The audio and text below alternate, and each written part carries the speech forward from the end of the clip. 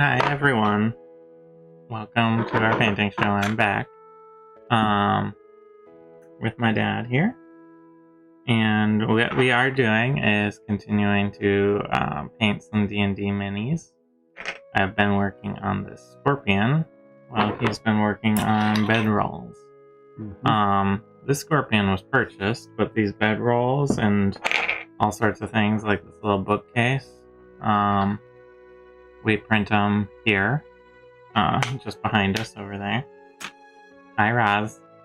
And so these are all 3D printed here, right behind us, and they are, if you're interested in the print itself, we have the designers on our website at dysondungeons.com under the attributions tab, so you can find all of our designers for each of these pieces. I'm just holding this bookshelf because it was close, but we also have big things like this script that I will probably be working on next once we glue it all together and prime it.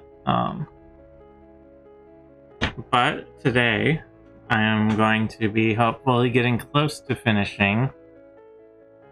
Now, this wasn't 3D printed by us. We actually purchased this, but it is a scorpion, giant scorpion I've been working on for the last couple shows. This is sort of where I am at with it. And, I'm going to be doing a lot of the fine detail work today. Adding in some shading and some coloration. It's a little flat still. I want to keep working on that. But I have a lot of the base in. And we'll see how far I get. Hopefully pretty soon. I'll be near the end. And I'll finish up the base as well. But I handle it a lot, so it gets a little worn on the edges. I don't paint it too much. Yeah. So, hi Bookstreams. Welcome back. Hello. How are you doing? I know you had your surgery last week. I hope you're recovering well. It's good to hear from you.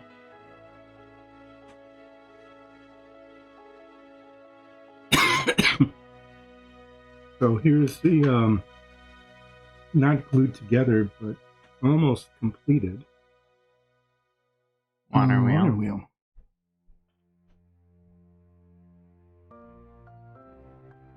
Here, we can take the wheel apart. And I added some green wash to the roof and to the downstream stones. to get that almost in.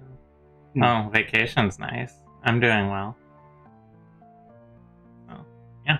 That mostly just needs to be glued together, I think. Mm-hmm. Yeah, I think the green kind of shows, doesn't it? Bookstream says it's epic. Mm-hmm. Should I add more green wash there, or does that look good? I don't know if green wash is going to show much more, and I think that's fine. It looks good on the roof. It looks very good on the roof. I'm going to clean up a little mistake I made the last time I was painting. Okay. And I need to put it somewhere.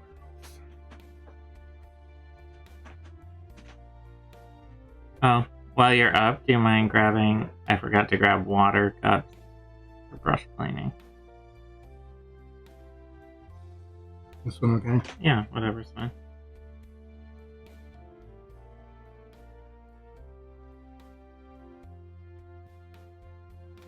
Yeah. I was a little bit of a rush today, so I did not prepare accordingly for the stream. It's my bad.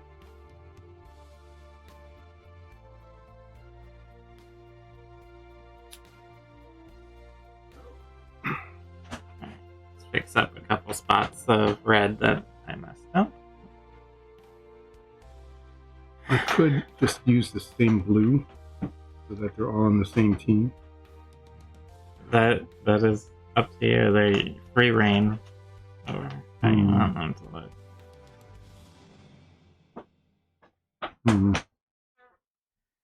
I'm gonna be putting a little of this green on the tip of its stinger. Give it sort of a poison. This one turned out poorly.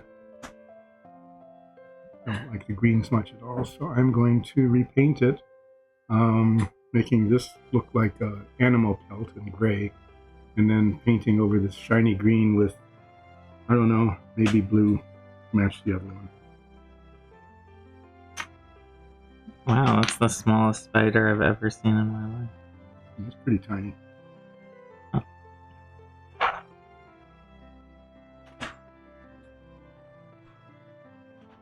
And there's a very, very, very tiny spider. It looks like a baby spider.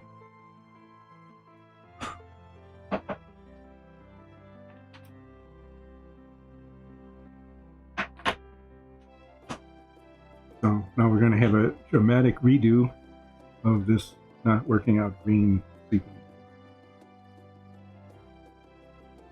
But this does illustrate. Yeah, I don't mind spiders as long as they're away from where I am. So I just sort of blowing it in the other direction.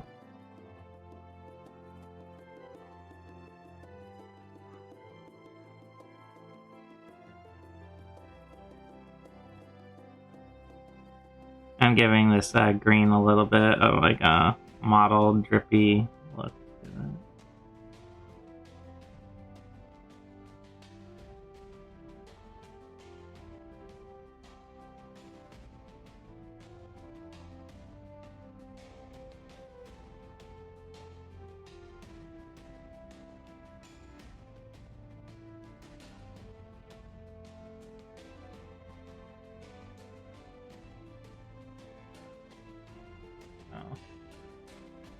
See if I can get this on. Putting a little green on the tip of the tail to give it that sensation of poison with fantasy, so it doesn't have to necessarily make sense. Poison's always green, right? Poison is always green.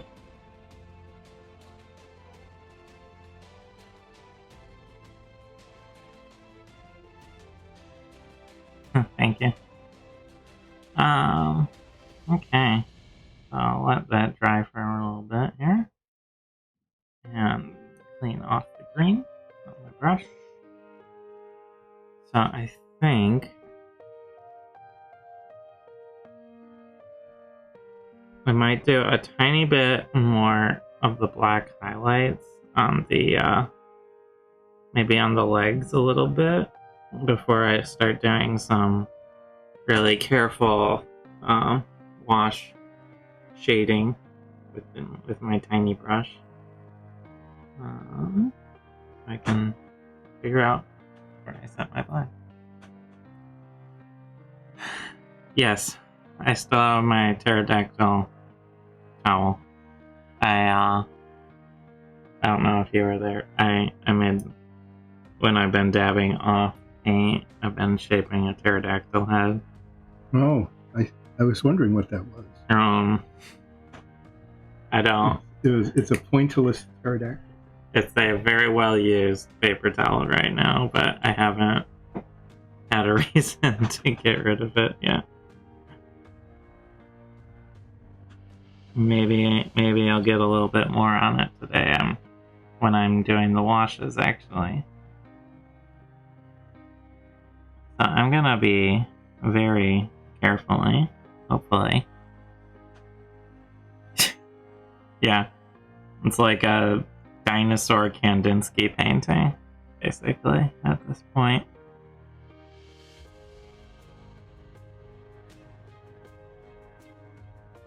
I'm putting a little bit of black in the joints on the legs, just to sort of emphasize their location a little bit. Mm-hmm.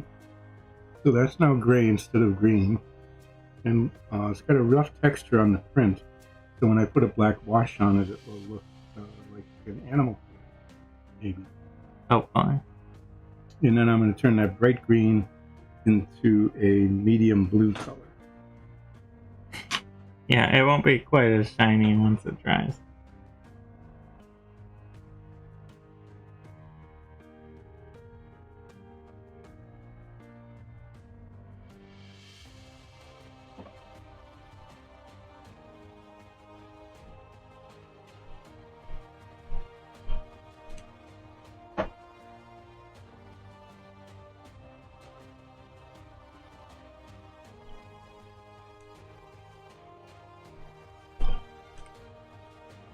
I hopefully won't make a huge mess doing this.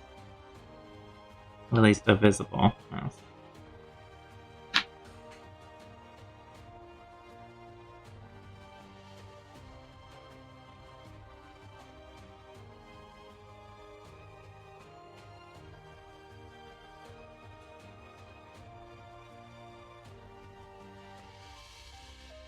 I'm just on the legs over on this side, I'm putting in these little black bits to sort of enunciate the joints. It won't be super visible, but I think it'll give it a little bit extra of a sensation of the shape of this creature.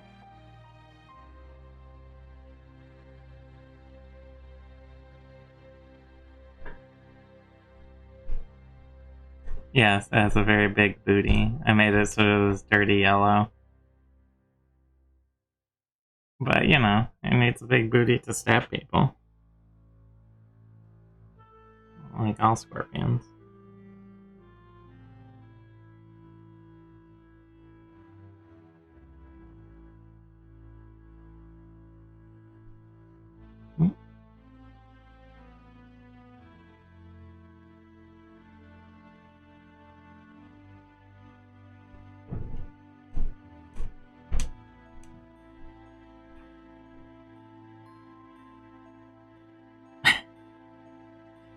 Yeah, it is funny. I sort of ended up doing Gryffindor colors on it, the red and the bronze.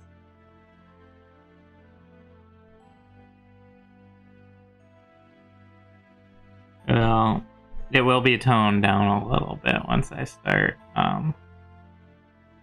putting in the washes to sort of darken things up. I'm just finding it has little like carapace crevices. I don't know what you want to call them. Gaps. Sort of located in the body that I'm just trying to carefully enunciate a little bit with the black wash. I might actually put a very thin black line along the underside of the carapace here to sort of separate it visually.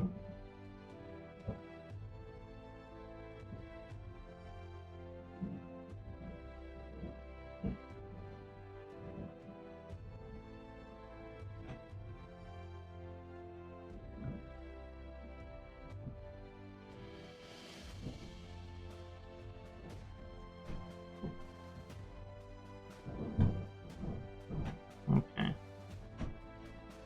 And then I think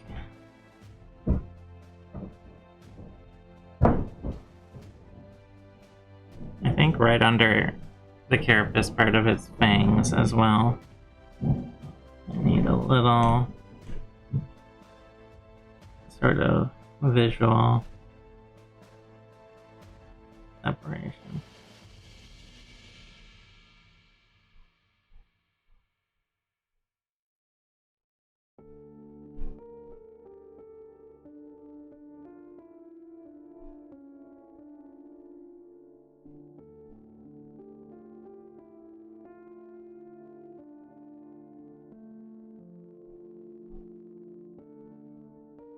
Okay, those are pretty subtle.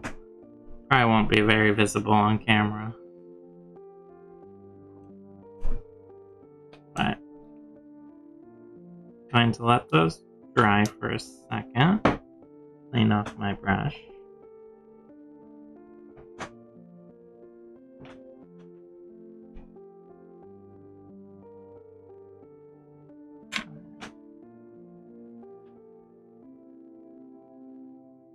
feeling better about your... Yeah, it looks better. Let's Yeah. see how that looks with a black wash on it. Yeah, I think, they'll probably benefit a little bit from a light black wash. Because they're just all a very flat thing, so just to give some I contour. did blue wash on that. It looks okay. Mm-hmm.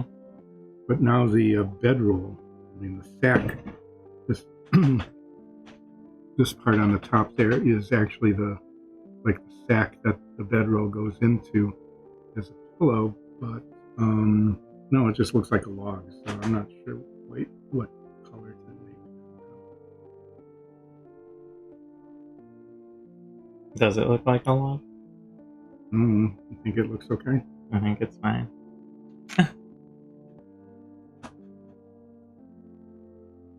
Oh, yeah. You have to be careful with sunburn.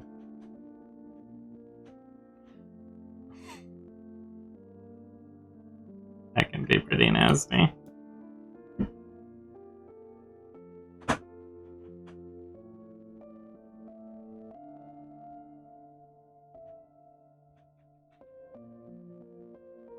No, I'm going to actually stick with the blue theme and make it sea blue. Alright. That really dark blue color. Mm-hmm.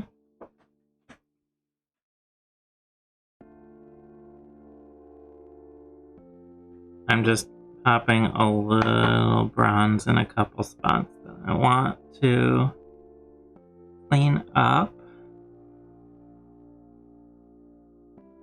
I'm doing a lot of very little finicky.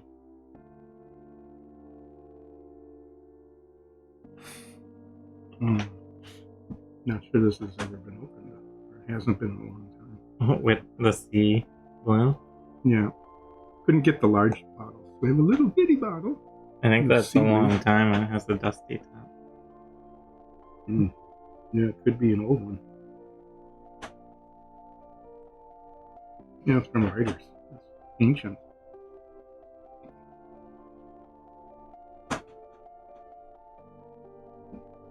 No, that's field blue too. Well, this is sea blue. Yeah, sea blue or field blue? These are important questions.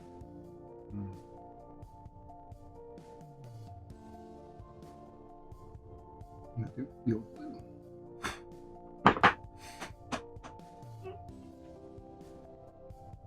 And if it doesn't turn out, then I'll just do another color.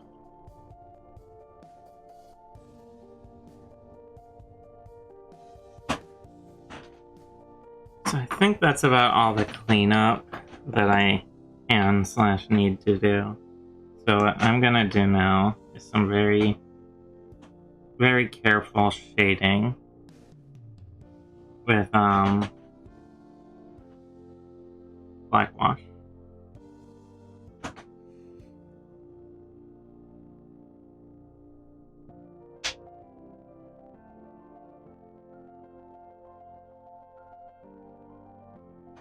Yeah, it can be. I always get nervous about this part.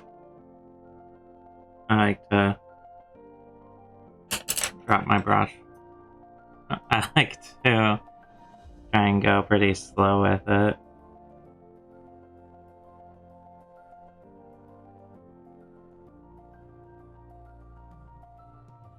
I'm gonna start with the top of the carapace here.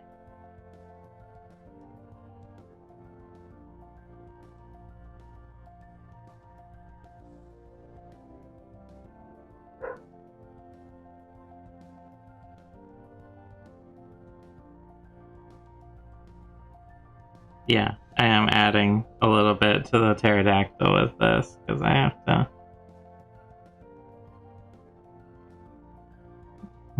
occasionally get too much on my brush. So the pterodactyl will slowly grow on my paper here.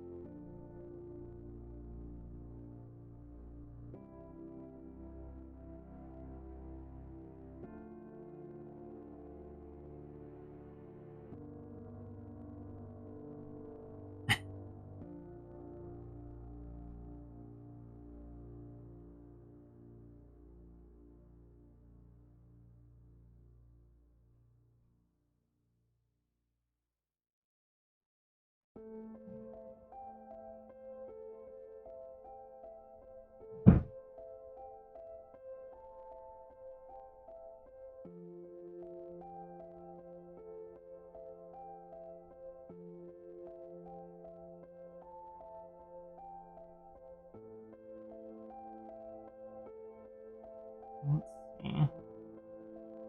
I think this is working. Wow. Your dog's pretty old then. What is that in dog years? I'm horrible with math.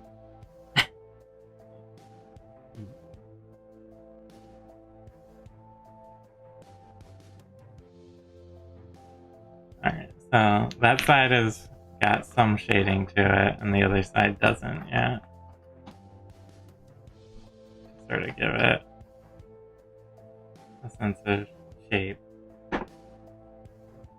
and menace. Wow.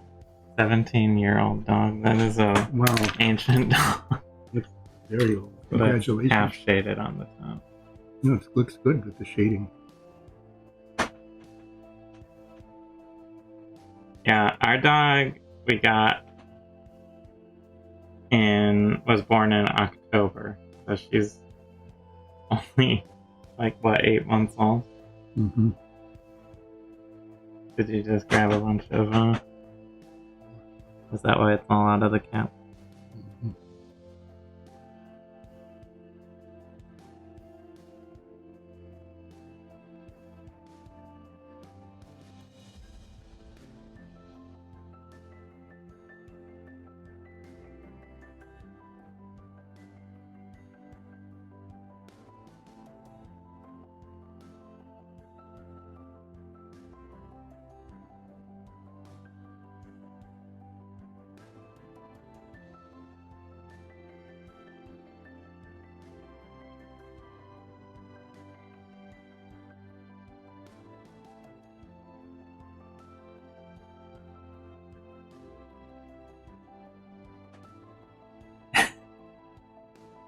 I was born in October too, so our dog is actually born 4 days after my birthday. So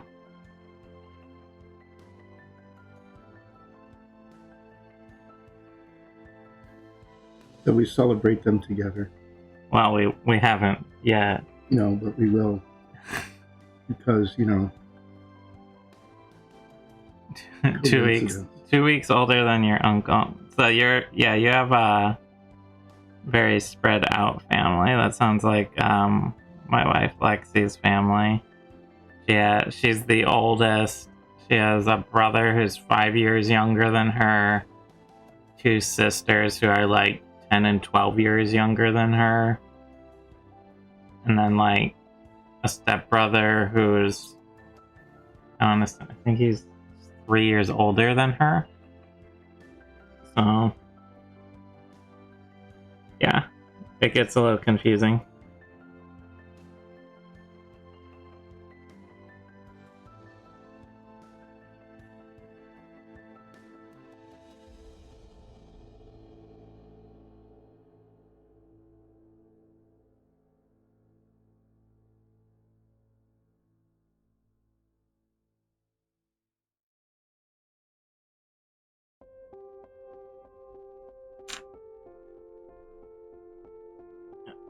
Family reunions must be pretty crazy.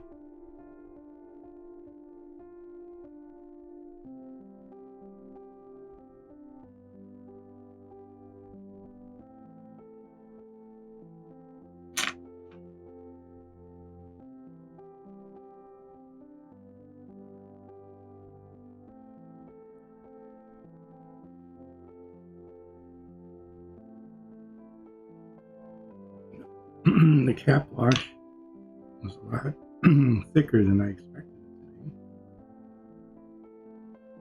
it to Did you wipe it off with a paper towel?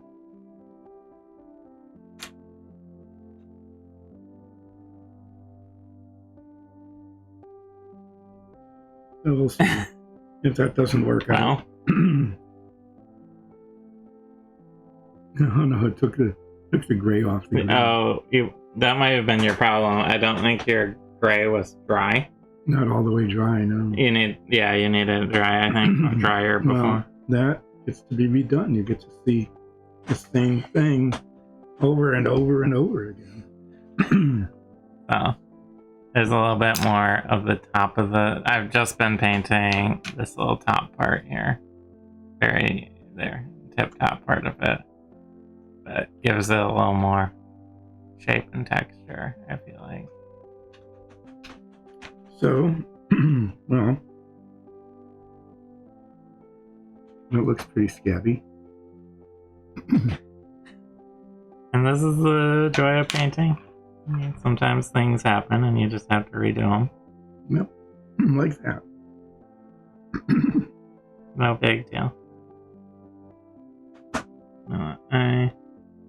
This is confusing here.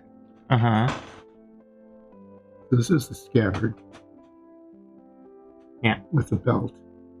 Yeah. Is that supposed to be the blade?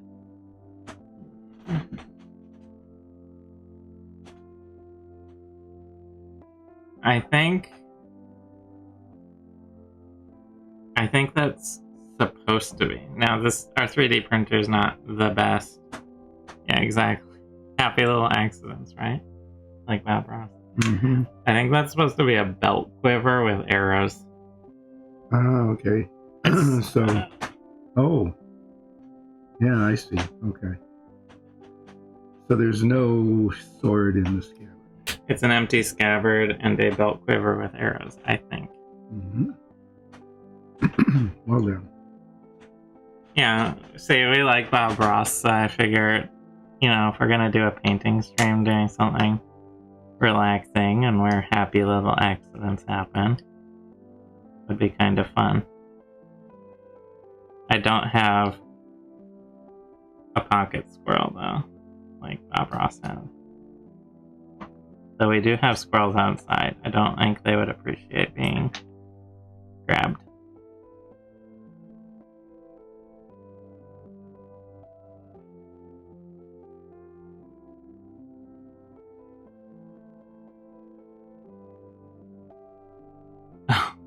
I didn't even know that was a thing. I need to check that out.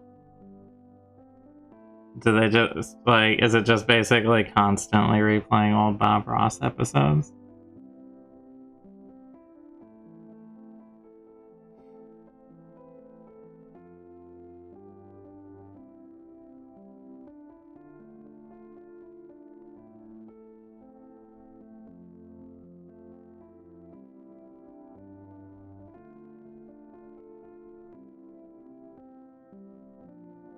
That's actually pretty awesome.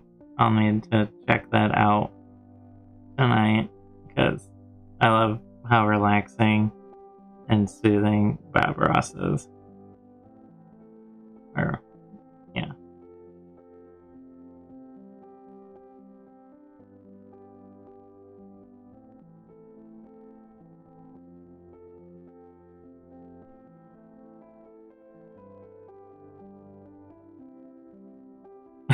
What? Bob Ross is still alive as a conspiracy theory?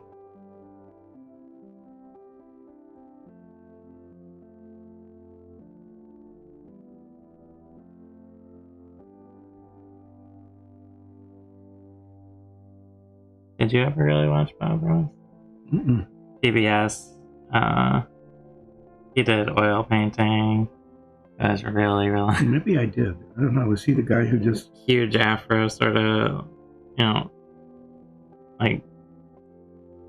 he would paint a lot of wilderness scenes, and he'd talk really, relaxed, and just say stuff like, there's no mistakes, just happy little accidents. Maybe you see the guy who did trees by, dabbing with a brush and stuff. Yeah, I think I've seen him. It's a very nice, positive sort of show. Yeah, learning to paint. And there's a lot of people who built up a lot of confidence in doing things like painting by watching his show, which I think is pretty awesome. Yeah, he was an army guy before. I forget what he like. I forget if it's sort of like I guess in that regard, Mr. Rogers, who is also like a Navy SEAL or something before doing like this really chill show. Um, but yeah, he was he was in the army. And then he did this like painting show on PBS, and they just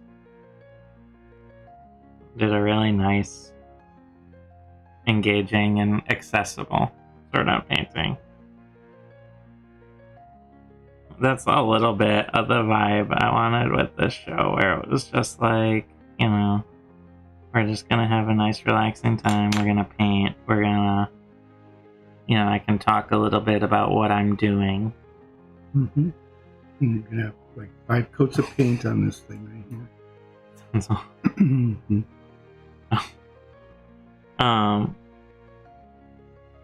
it's an extra thick blanket. Mm-hmm. That's why. The animal pelt. Yeah. Extra thick animal.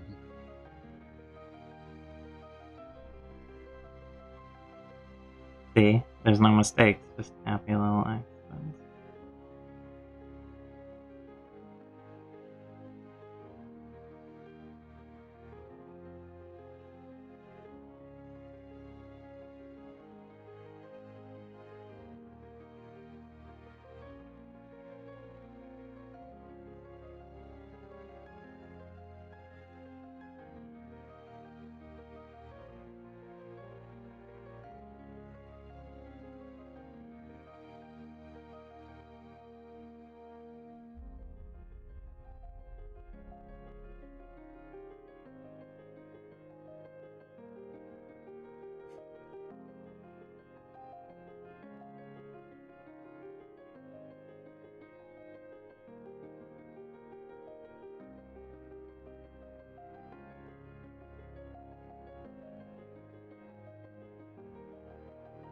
I've just sort of been darkening up the underbody of the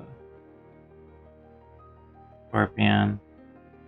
Darkened up the fangs a little, I'll make it a little more menacing. Did he really call his son a happy accident on TV? That's pretty funny. That was like his famous line, there's no mistakes, just happy little accidents. Mm-hmm. And he called his kid a happy little accident. Uh-huh. Okay. That's pretty funny.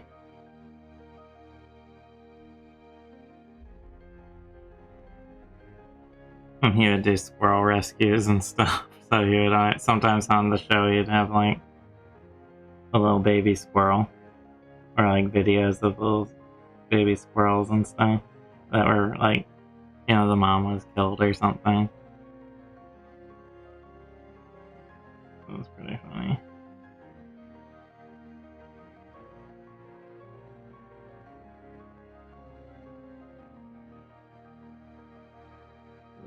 That's pretty amazing though. Saying that on live TV.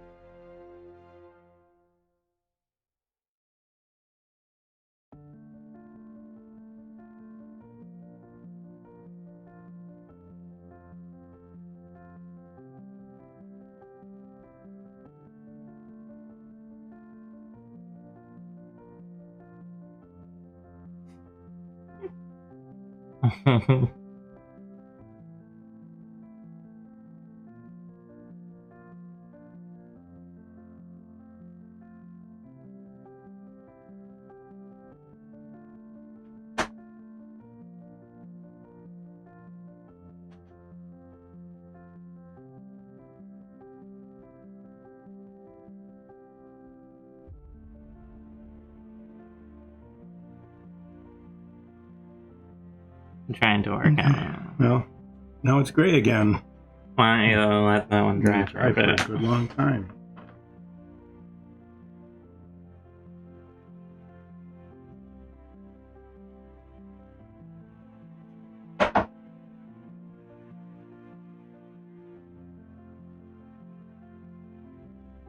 I'm just trying to get these legs sort of the right tone that I want right now. I'm just doing the upper legs right now. Oops. Moved a little quick there, but that's alright.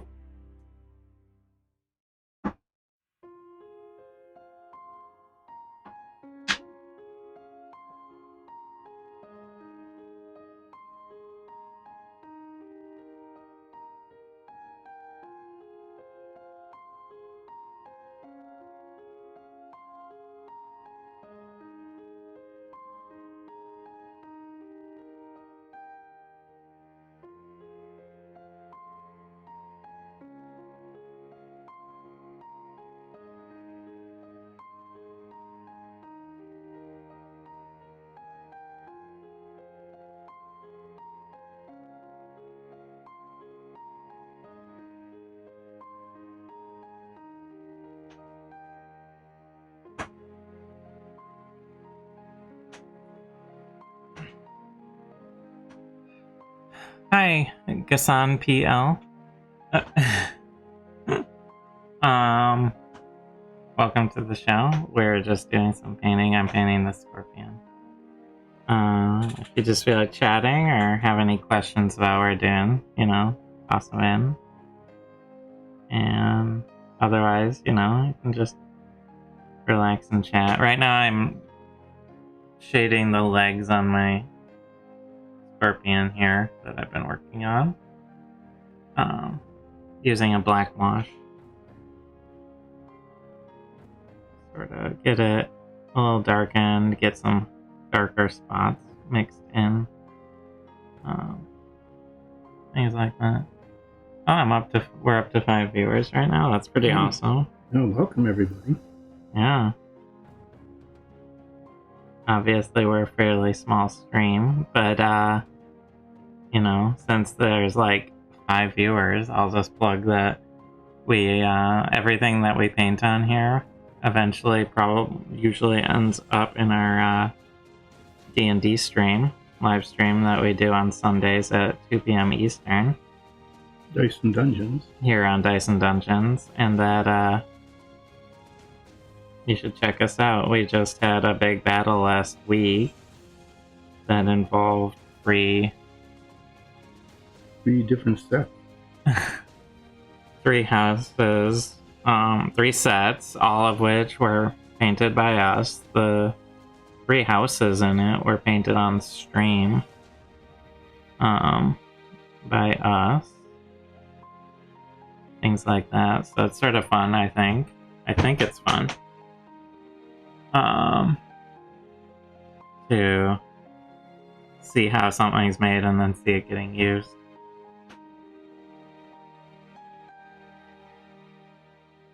I'm painting sleeping bags. Way less exciting. Less exciting than a giant scorpion, but But gotta be comfortable at night. But it's actually the less exciting things that get used like constantly, as opposed to like how often is there gonna be a giant scorpion compared to a sleeping bag. Well, I'm kind of hoping not at all, actually. Oh, because you hate scorpions? I do. That would not be a non-lethal damage battle.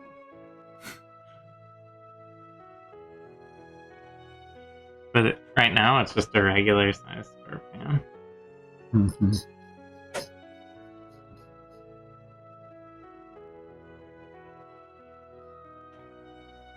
Just mess it all up. Yeah. I could do that with my brush with paint on it.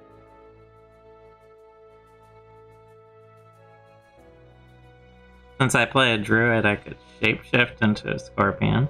Yeah, you could. Assuming I've seen a scorpion, actually. Now that I think of it. I don't think you have.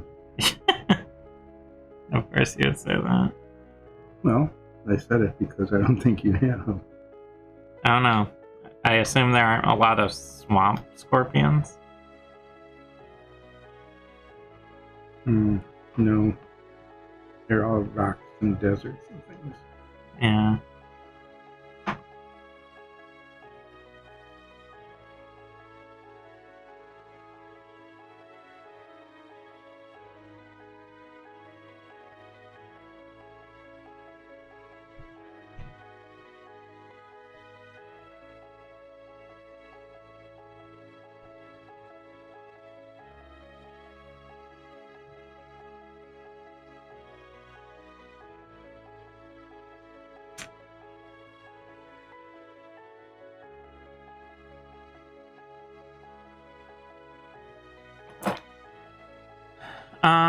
The jar paints are Tamiya's.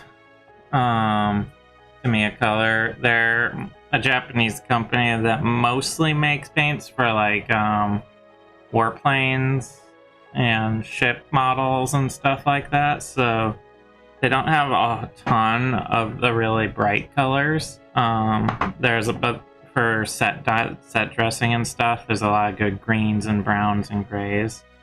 Otherwise, we're using these bottles are Viejo and or Game Color, which are like I think the same company. The same company, yeah. Just a different branding on them. They have Game Colors and Model Colors and another line. Or I think Game Colors are the brighter colors for figures and things, and the Model Colors are more for things like ships and planes and tanks and stuff. That's a pretty awesome sounding sticker, Bookstreams.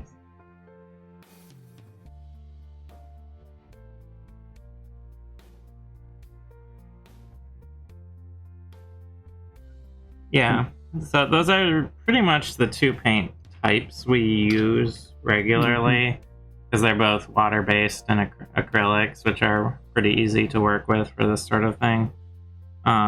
Easy to clean as well. So, and if we really mess up, removable. The wash I'm using is a Vallejo wash. So on this side, I have the legs darkened up with the wash, whereas on this side they're not yet. Just to give you a sense of difference between where I'm going and where I've been. And I've done some shading on the very top here, but I haven't done much else on the carapace other than put in the base colors. But I think I'm going to step away from the left legs right now and move over to the right legs. I wonder how far I'll get in this scorpion today.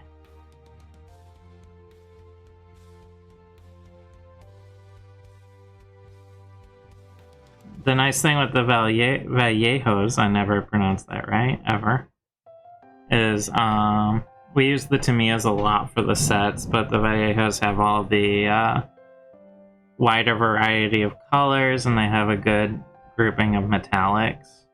Yeah, the metallics are really good. So we end up using those a lot more in like character figures and monsters, and the Tamiyas a lot more in like set pieces, like the bedrolls that you're painting. I used to also not have the patience to paint very well. You do not want to see my middle school and high school attempts at painting Warhammer Lizardmen. They're rustic. But I sort of have like I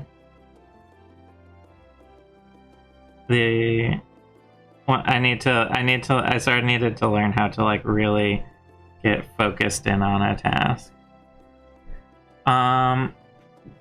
Almost all of our models are 3D printed. We have two 3D printers right back here. You can see 1.5. So this specific one is purchased.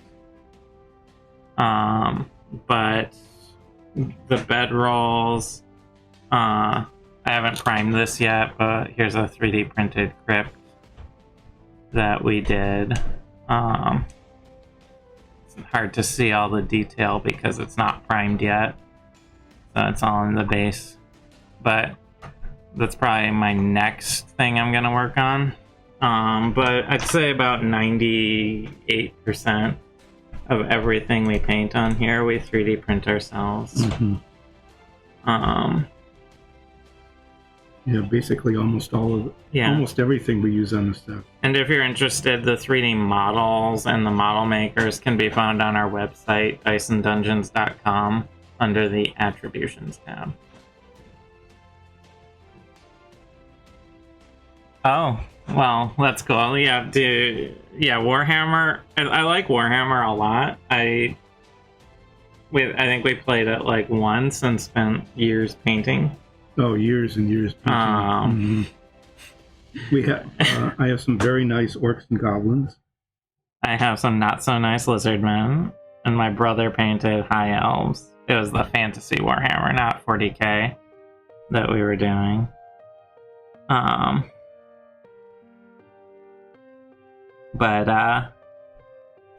Yeah, 40k or just Warhammer in general, either of them can be a pretty good way to get in. Exactly. And I've been slowly dragging Lexi into miniature painting as well. She was nervous about it, but has really started to grow to like it. Yeah, if you're getting Warhammer, I don't know if they've changed. It's been ages, but the Games Workshop paints I found to be really expensive and only okay in quality. So I'm not sure I would put out a glowing recommendation. Now, granted, haven't bought any of their paint in like more than 10 years probably. Mm-hmm. They're still more expensive than anything else. But especially if you're an early painter and just learning, not investing tons into a paint you're not sure about is just generally good advice, because everyone has their own tolerances for painting. And like some people like slightly thicker paints, some people like slightly thinner paints, and while you can do like paint thinners and stuff to get the consistency you want, it never hurts to have a paint that is works with you a little more. Like I like the consistency a lot on the Tamiya paints, so they're pretty easy to work with right out of the jar.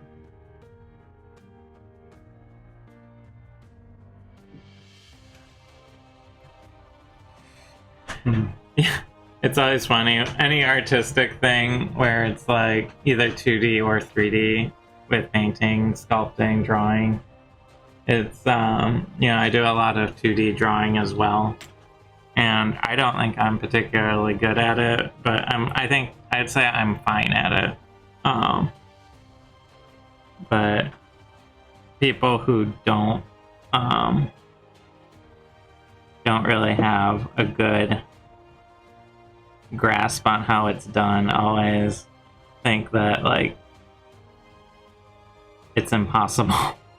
But really, I find pretty much anything like this is just it's more like a technical skill in a lot of ways. Like having a sense for things is helpful, but it's more just about the amount of practice you put into it, the amount of time you devote to learning it.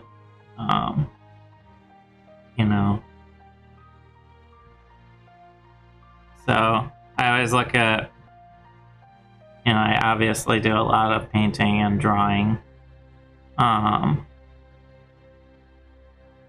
but the like in our D&D show, we have our characters in the opening credits, for example, and I drew those, and I think they're fine.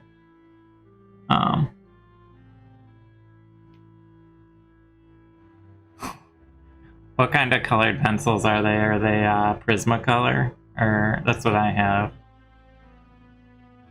Oh yeah, I used to. When I thought I could draw when I was young, I later discovered that I really can't, even with instruction. I like using pencils a lot. Graphite's really a fun medium. It's one of my favorites. You know, I mostly work in castle arts. Oh, okay, the cheap knockoff of Prismacolor. Hey, if they work, there is nothing wrong with cheap, though, honestly.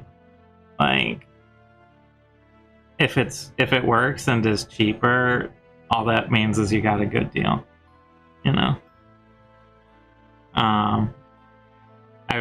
And that's sort of like with the paints. Like, sure, I'm sure the Games Workshop paints are pretty good. I haven't used them in a while, but I'm sure they're fine, perfectly acceptable. But Tamiya is cheaper, and I like the way it works, so why would I go for the more expensive paint?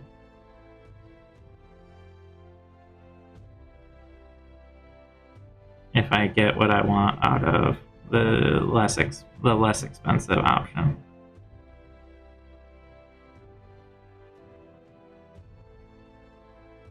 I mean, people can make like really good art with like Crayola crayons. Like, why wouldn't you do that? You know? Yeah, some people do.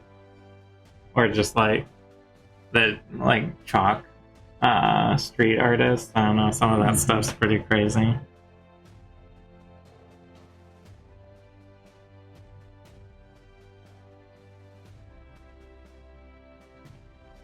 And I'm sure chalk's not super expensive.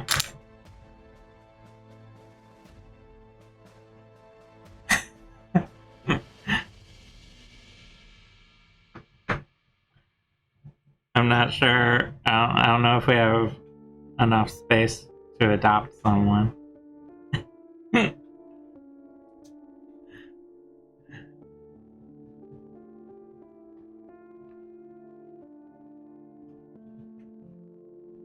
I am almost done with these legs, and I know I'm making a little bit of a mess doing these legs on the base.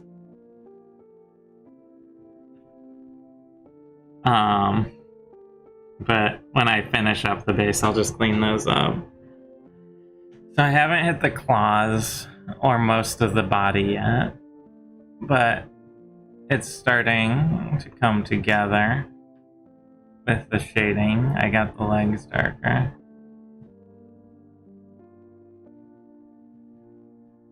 There it is.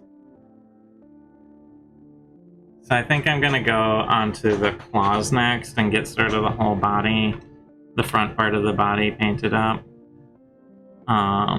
shaded up, before I move on up the, body. And I'm not sure, should I shade the bronze or should I leave that extra shiny? No, I would leave it. There isn't that much of it and you want it to show up. Alright. Yeah, so I can maintain that sort of glinting effect on the bronze highlights.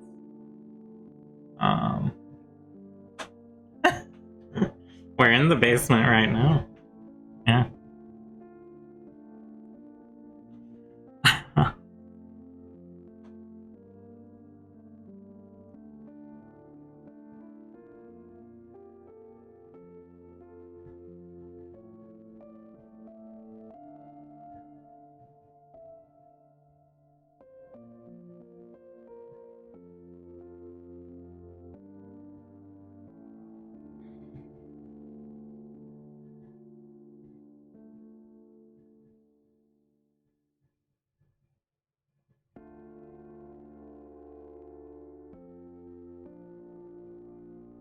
So, what I'm doing right now is putting in, I've been putting in wash.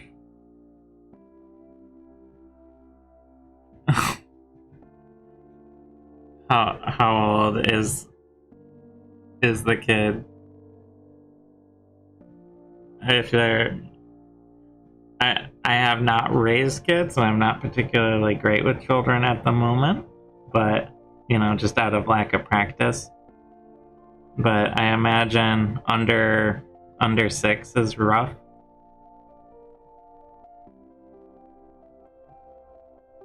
Oh, a few months old. Yeah, we have some of our friends had a girl almost 2 years ago. Her birthday's this Saturday. So yeah, they got the joys of having a young kid through the whole pandemic, which I'm sure was a ton of fun. So you have my sympathies, and I hope you enjoyed that vacation. All right.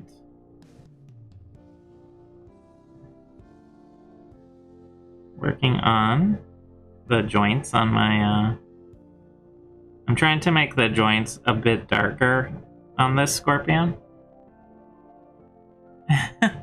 Yeah, we're doing a outdoor backyard birthday tomorrow for her. Lexi and I are her godparents, so it'll be good. We haven't had as much of a chance to see her as we would have liked, given all that was happening over the last year, almost 2 years. It feels like. But it'll be good to see her tomorrow.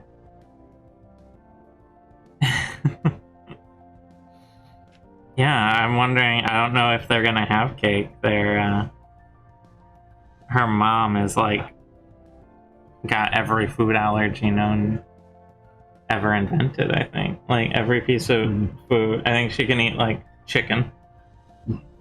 Just about, yeah. And that's about it. And water, I think.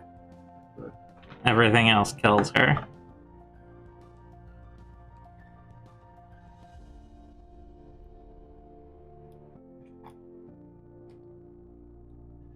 So I have no idea what the food situation is going to be there, but you know what? It doesn't really matter too much.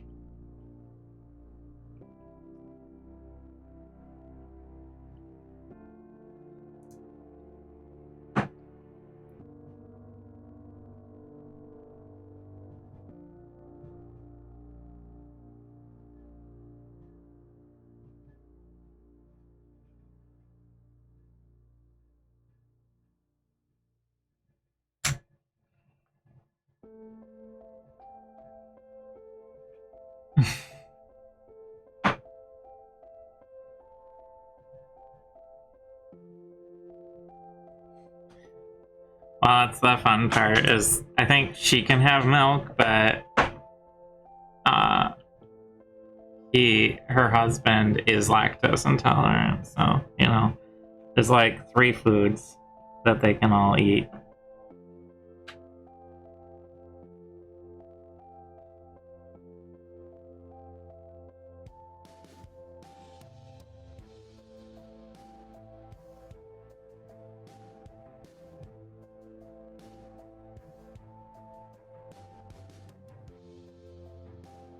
sounds like my family growing up. It wasn't that anybody had a food allergy, but there are only 3 foods that anybody ate. Yeah, vicariously painting through Twitch streams. Yeah, especially when you're in a place where you can't, and it's something you do regularly. I know. I think some types gluten-free spaghetti is acceptable. But yeah, you get, whenever you can't do the painting after a while, Dad, you get I wish I could paint right now. Yeah, I miss it when I can't do it. Missed it a couple weeks ago when I was out visiting my brother.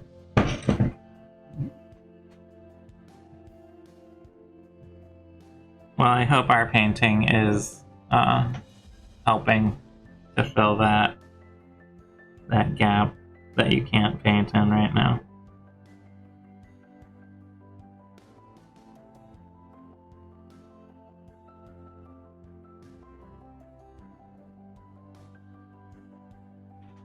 So I'm just working my way up the right arm of the scorpion. Maybe that's a better angle. Haven't gotten quite to the claw yet. I'm terrible with the autofocus there. But I think it's coming along. Oh, I don't hate it so far. We'll see. And I've already done a little bit of dry brushing on the ends of the claws to give them this really dark, foreboding look. So I'm gonna be not gonna go too crazy with the wash on the claw itself. I want to maintain a little bit more of that brighter scarlet.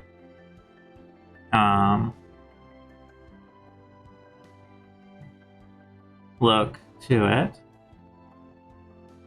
But I'm gonna, just slowly build in a little bit of shading on this claw after I drop my finger.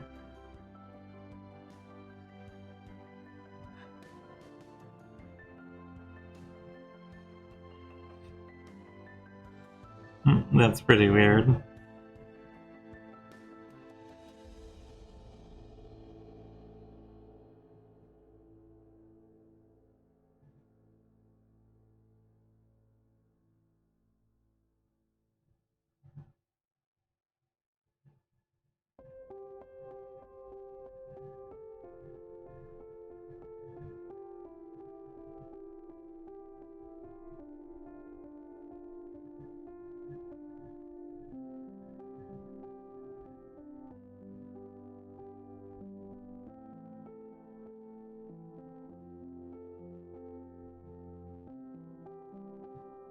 Okay. Am I happy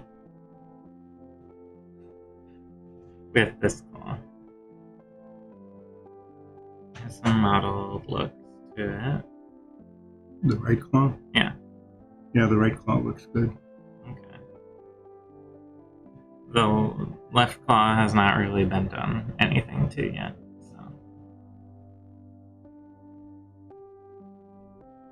Sometimes I like to sit back for a second and sort of look over the overall figure. Get a good sense of where things sit and what needs to be done and how to make it look consistent. So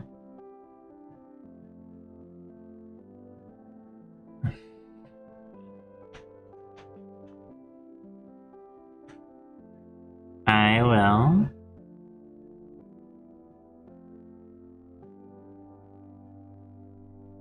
start going up this side of the arm.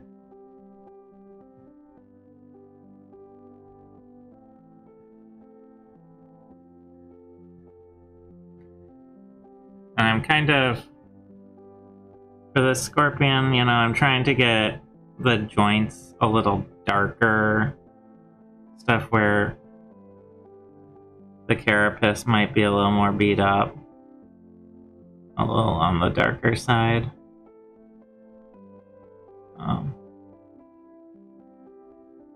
Sort of give that sense that this thing has been through a lot.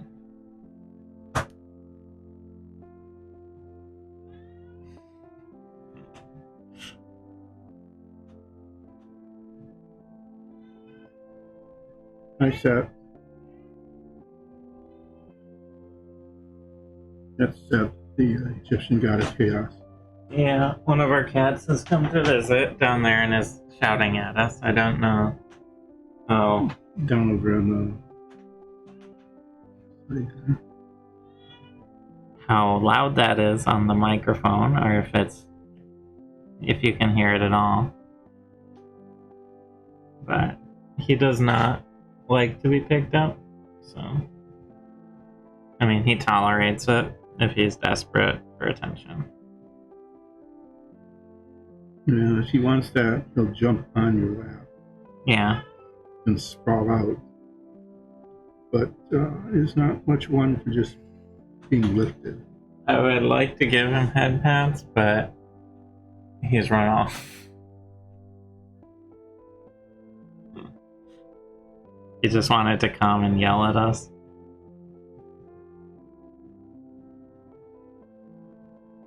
Yeah, his food dish is probably empty or something. Oh, probably.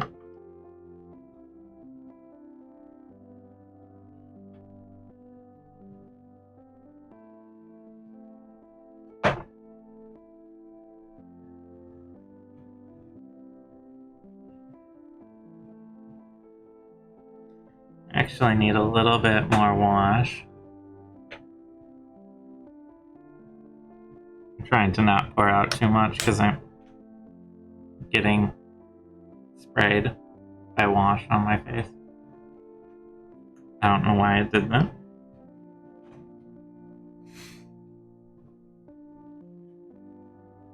But luckily it's water soluble.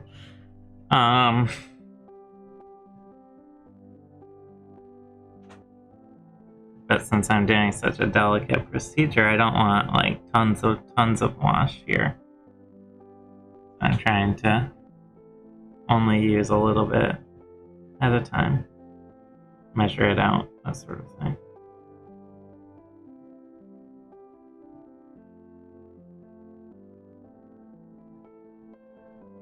And since this is a joint, I'm gonna try and darken it up a fair amount.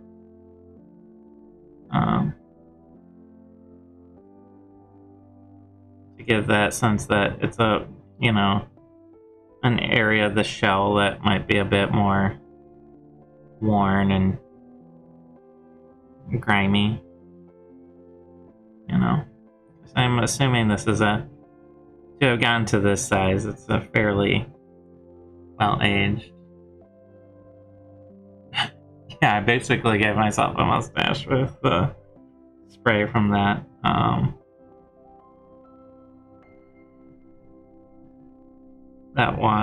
Wash. That's the word. You have words. Yep.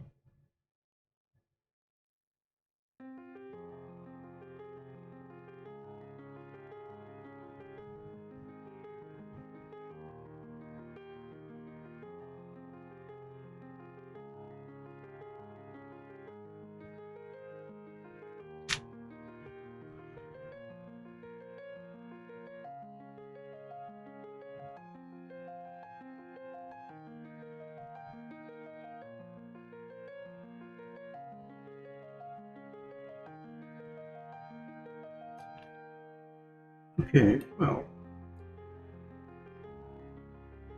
these guys are all on the same team, so their bedrolls are going to be, similar colored. Since that, did they buy them all at the same shop? Yeah, they did. The blue bedroll with animal hide blanket shop. I don't think they would all fit. They have all of the painted miniatures. That's been a little bit of a problem, is once we got the 3D printer, there wasn't nearly the monetary excuse to not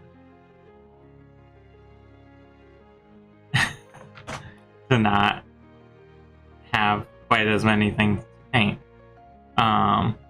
Yeah, that shield in the background, that's actually the one that was done by my brother back in high school. Mm-hmm. Well, I think it's a pretty good design, you got like the Templar shield but with a big dragon on it. It's pretty nice, sort of a St. George and the Dragon vibe, I think. Yeah, if you got a nice mini with a big kite shield, I think that would be a good, a fun design to do in miniature. Complicated though, with that, you know, with a whole dragon on it.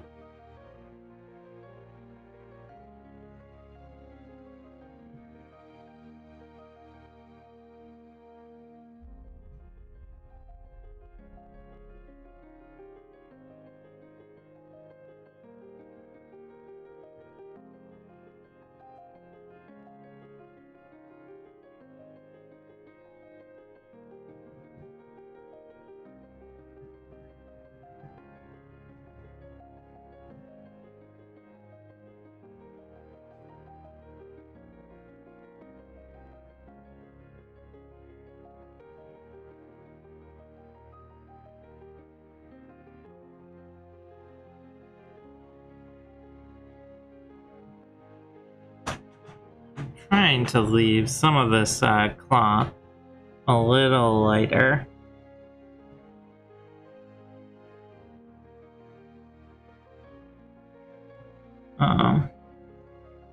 Because I have this dry brushed black pincers on it. But I think I'm gonna do a little cleanup, and our cat is shouting at us again. Darken the fangs a little more, because I don't really want these bright white fangs on a little scorpion, like, well, big scorpion, I suppose. I'm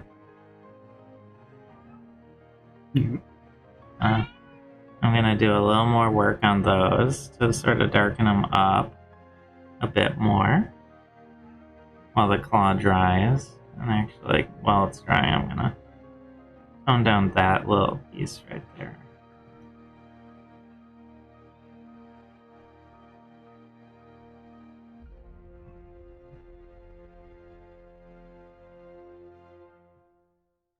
And then I'm gonna hit the... Yeah, he's quite loud. What is it set? Oh, okay. I'm gonna darken up... It's barely visible, but I'm gonna be darkening up the underside of the scorpion here. Just to make it a little less standouty. Mm-hmm. And the decision was that sleeping bags go on ground and not grass. So you're changing that green is going to be brown, like the other one. Yeah. Is that as a very loud meow, or other cat has a little kitty meow? Oh.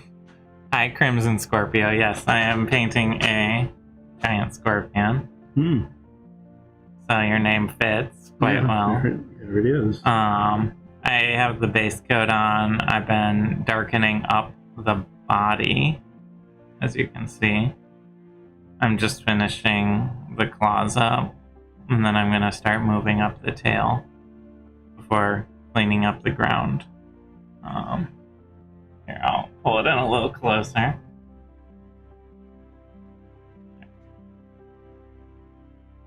If I can get the focus, the autofocus to work with me.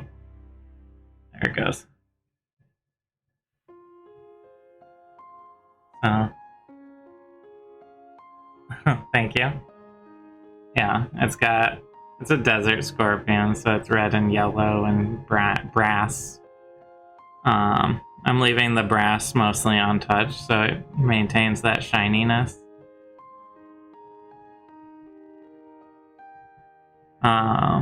But thank you. I think I'm gonna start working up the back of the tail here.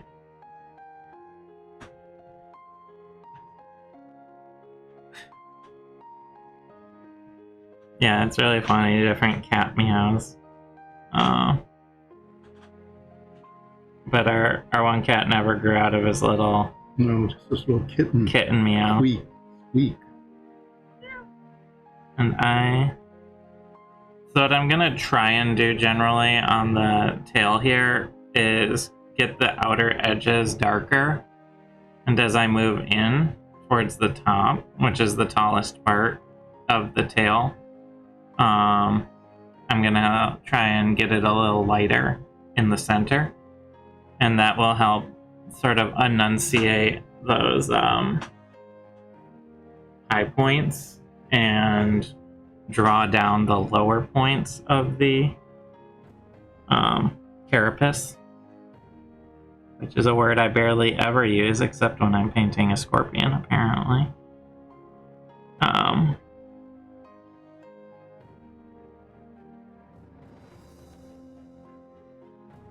And I'll accidentally touch the tail with my brush just to make sure I cause a slight mess for myself.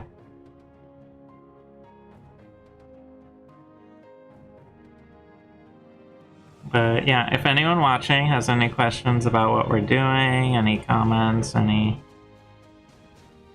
questions about what we're using, feel free to toss them in chat. Yeah.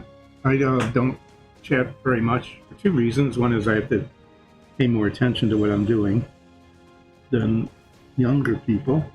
And the other is I have trifocals, and so I can't use them when I'm painting because I can't find the spot where they focus. But then when I look up, I can't read the screen. So It's not ignoring you. I just, dealing with the information. If you have a question for him, you can ask me and I will translate it. Pass it along. I'm doing these pretty boring sleeping bags. But boring gets used a lot in our... But, you have to have them as set pieces. So. Yeah, this was... our stream here is retrofit, because we already had this workbench and the whole basement set up for just painting, and we were like, you know what? People might like to see our painting as we do it. And so we have just a laptop as our stream computer and some webcams. Yeah, we spent many hours painting Warhammer miniatures on this workbench. On this workbench. So, back in the day.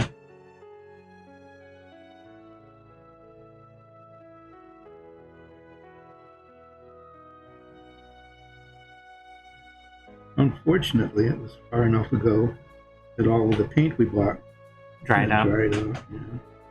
Or, yeah, got used up even. In some cases. It's always good when you hear a loud crash up above you, on the floor above. Yep. Not sure if anyone heard that, but we did. Yeah, I didn't hear any screaming. That's good. Well, there's still movement. So no one's, yeah. in too much pain.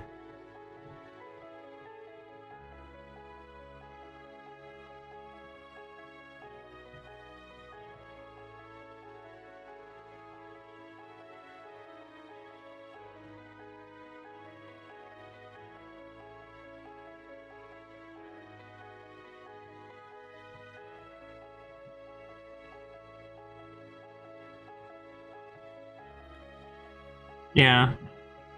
Glue guns are pretty nasty. There's been a lot of times you've hurt yourself in this workshop. Yeah. A couple of times. Just minor injuries, little blood. Cuts, Maybe burns. some, like, drills.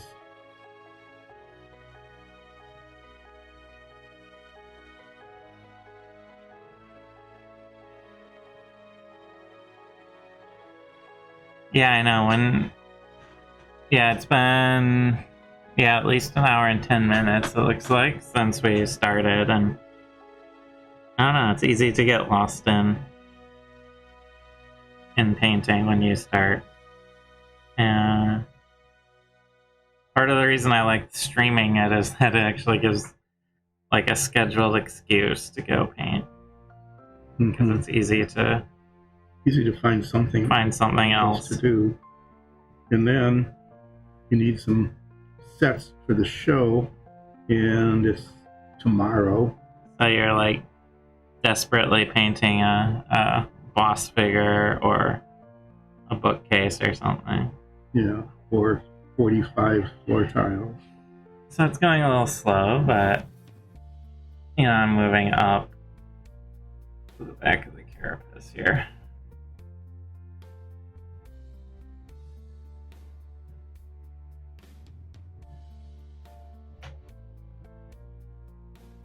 One segment at a time. And I'd already gone in and put in black highlights in some of the areas I knew I wanted to be especially delineated from one another. And the legs are, they're a little hard to see everything because there's so many of them, but I wanted to give them sort of a modeled appearance of a scorpion that's been running around the desert, getting gashes. I don't know, probably fighting other giant monsters.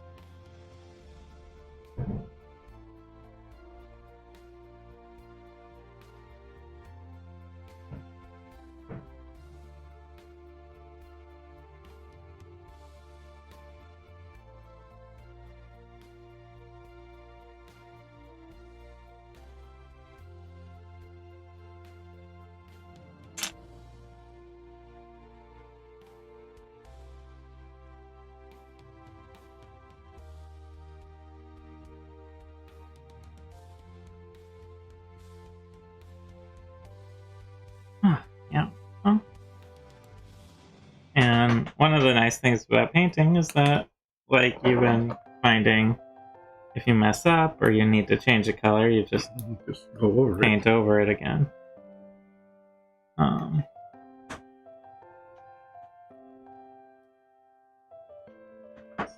It's like nothing set in stone. Because even if you like break your miniature somehow or something like that, you can always glue it back together even. So when you take the Bob Ross happy little accidents approach of painting, I find it quite relaxing, actually.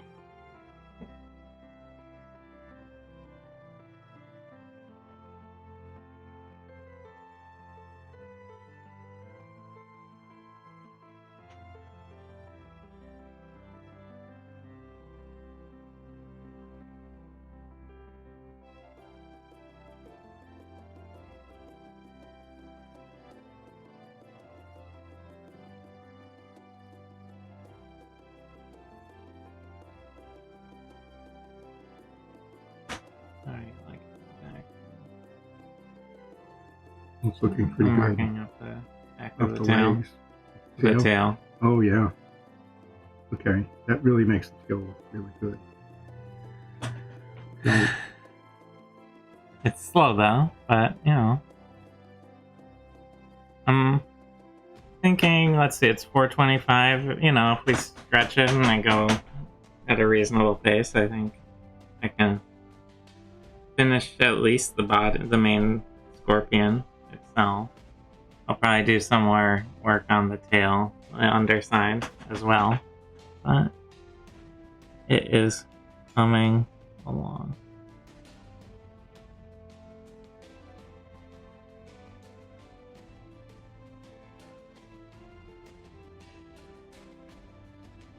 I'm a pretty big fan of wash, having a very thin paint really gives you a lot of versatility. One of our bad guy figurines that I did, I think he's over here. Yeah.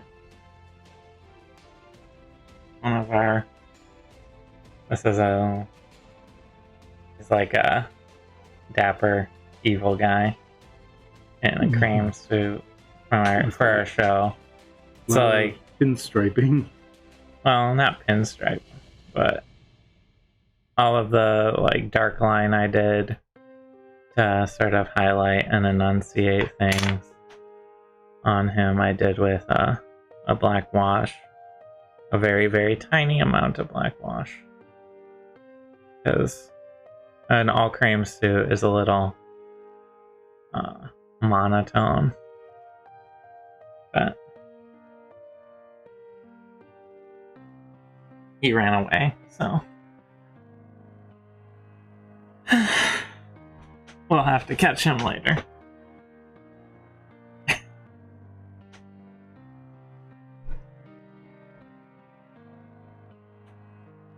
That was a slight excuse to stretch my legs.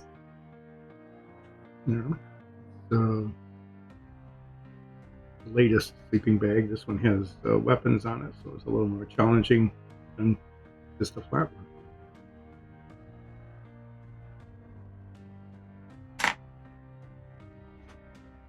And now it needs to dry.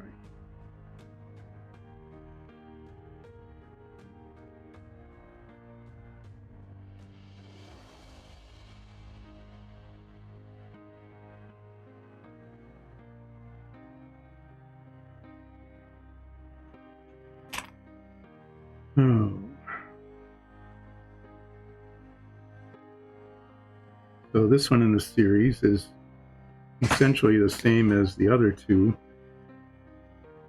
But as a back. But it has a rucksack, a hammer, and a lantern on it. Sure, why not?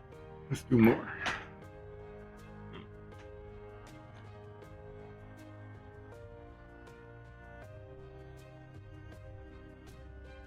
You know what? Whatever is comfortable to wear, I say is good.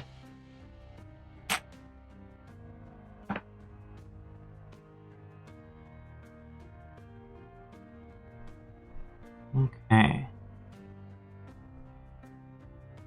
And I'm probably gonna go through after it dries and darken up the outside edges slightly more.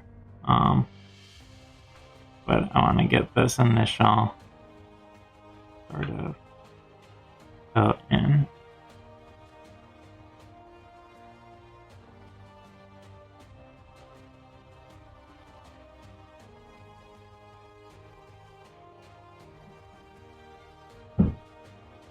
And now I'm doing my weird sitting where I have one leg slinged up over a stool while I stand with my other leg. Looks comfortable. You know, when you need to lean forward enough for a camera to see, it is.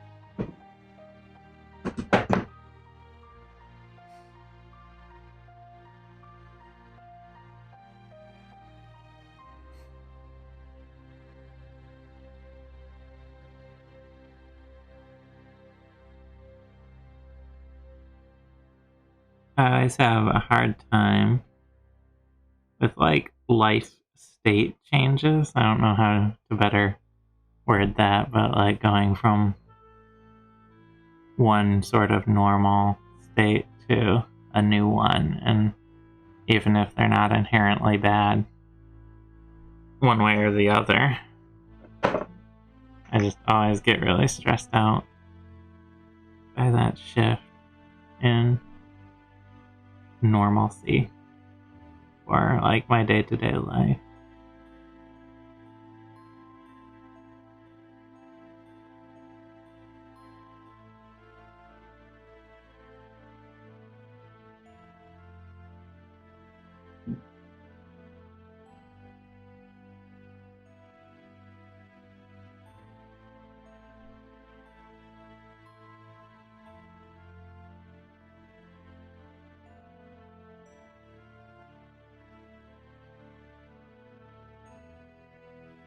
So I'm about halfway up the tail, but luckily each time it gets a little smaller. I can Focus. Okay. That might be a good angle if it, yeah. Sort of darkening up that carapace, leaving the brass untouched mostly.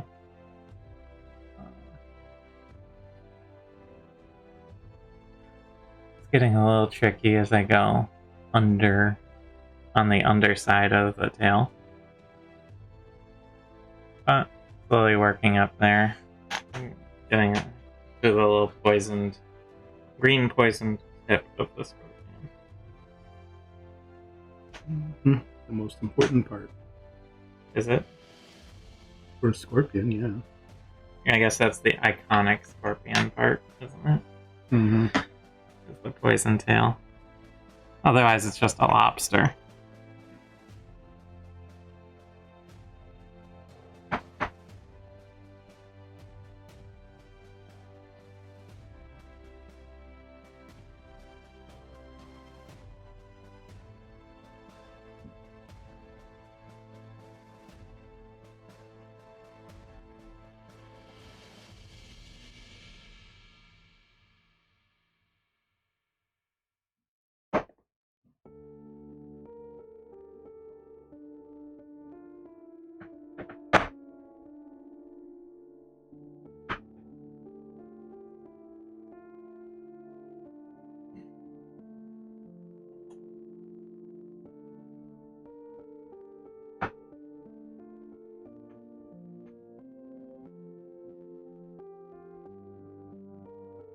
No, I don't know. What color should this rucksack be?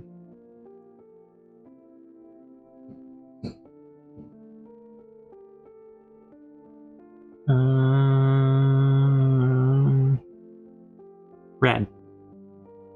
Hmm. Scarlet red.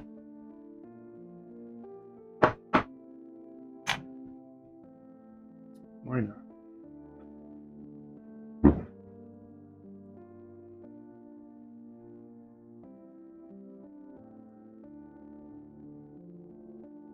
Which I know is here somewhere. Hidden away under the paper towel. Uh-huh.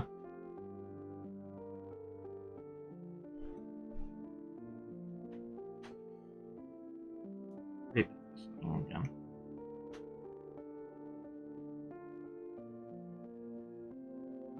You know, every time we do one of these painting streams, I go like, I should make my stool more comfortable or get, you know, something. Should those little straps be red too? No, it's gonna be leather. Or black? Or black. I think I'll make them black. Black and red backpack. Mm-hmm. Like the scorpion. Very edgy.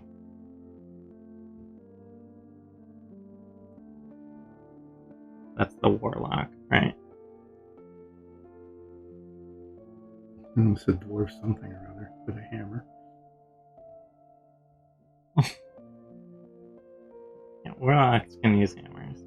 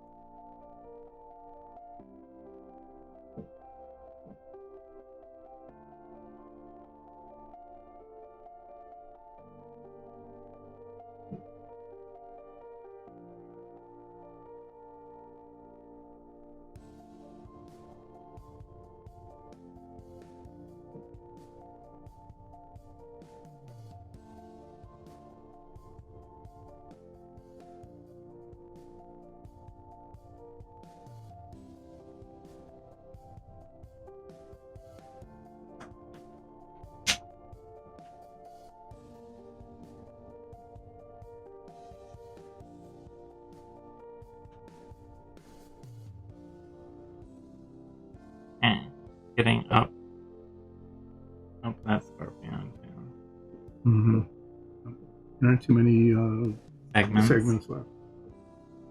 Yeah, I'm past the main carapace section. I'm gonna do a little more darkening and gradienting on the outside.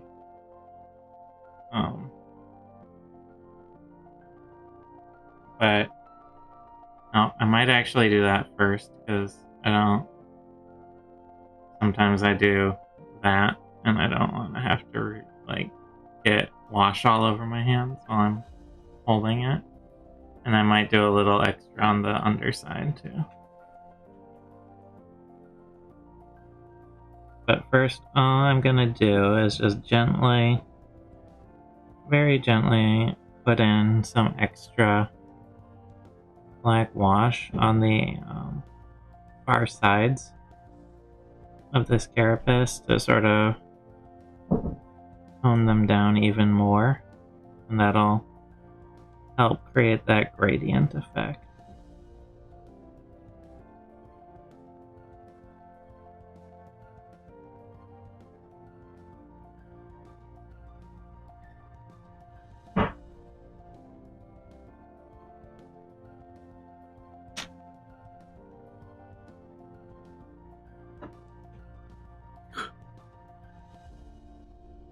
What? With the brush. Oh, well, it has to be primed. Mm-hmm.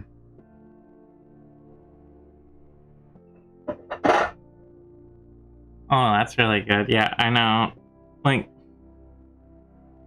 for how much money colleges get, I feel like some of their administrative stuff should be a little faster and a little better.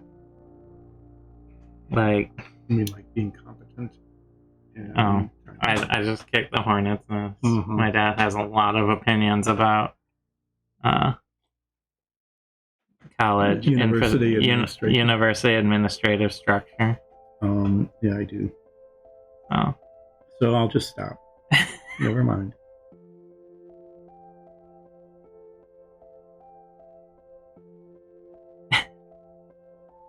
It's not that we don't agree with you. Mm-hmm. I understand. There's a time and a place for the rant.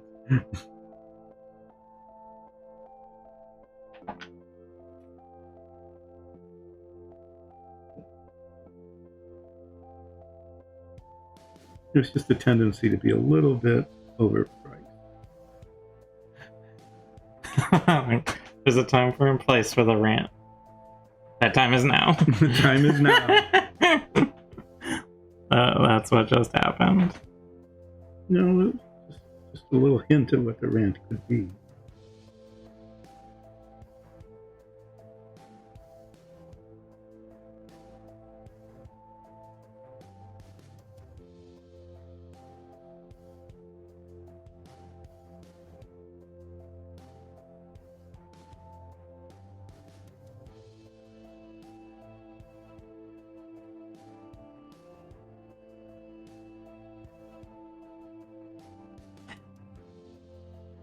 Everything sucks forever.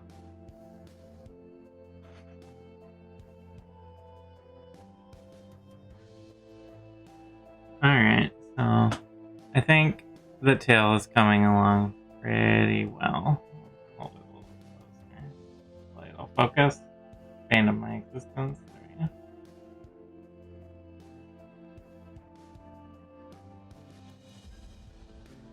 Sort of getting that gradient effect. There we go. So I'm gonna do a little more gradient effect on this dirty yellow underbelly. Sort of growing it out of these black lines that I put in.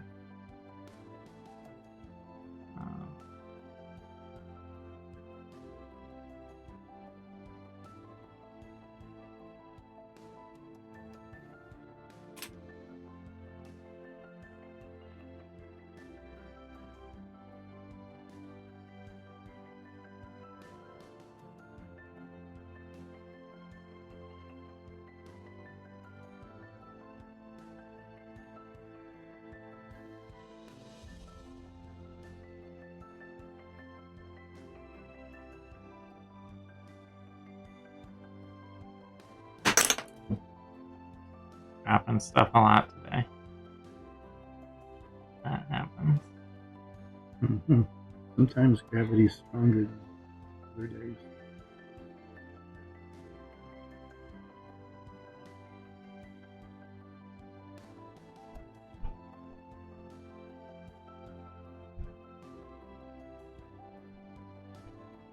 So sometimes what you can do with a wash is if you're covering a whole area but want like a gradient effect, I find is if you just coat the whole area so it's wet, you can actually apply more wash into that wet area and sort of push the wash where you want it.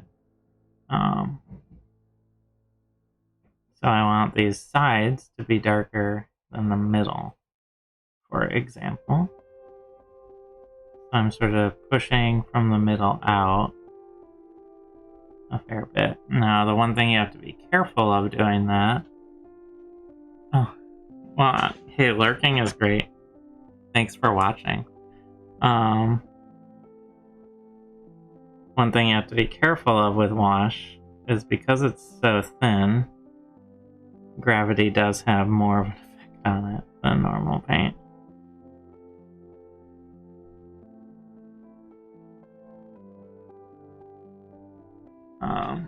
So what I'm doing is just, I did these top two, but underside segment.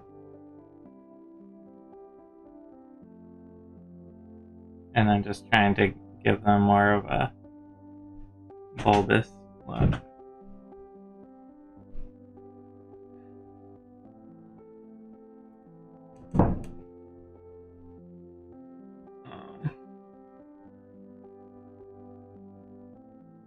Yeah, I think lurking is really great. That's why we have the music on too, is if we get really quiet, there's some good background noise, at least.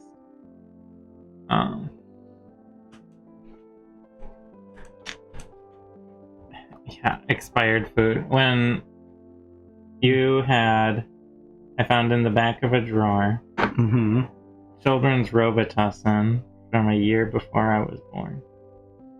That had crystallized. Yeah, crystals. Robitussin crystals. 80s Robitussin crystals. Well, sometimes things get, pushed in the back. And even when you clean out, it's too far back to reach or bother with. So that can happen.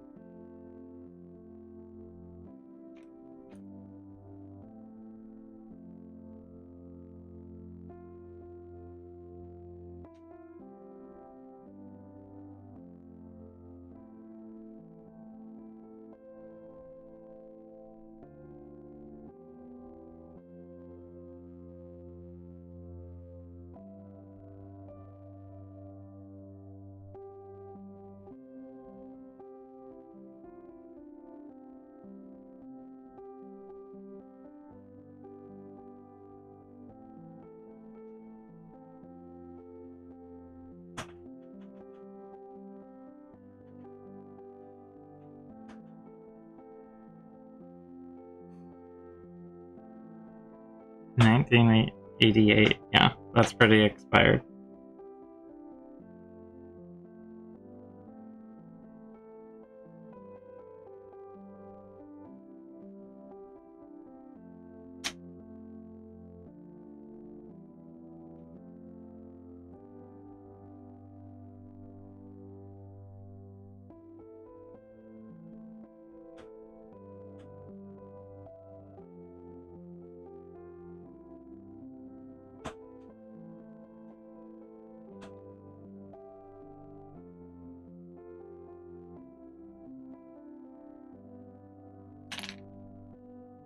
I was saying this little story. It was one of those interest stories where it's not really about anything of importance, but just sort of, a thing of interest. Mm-hmm.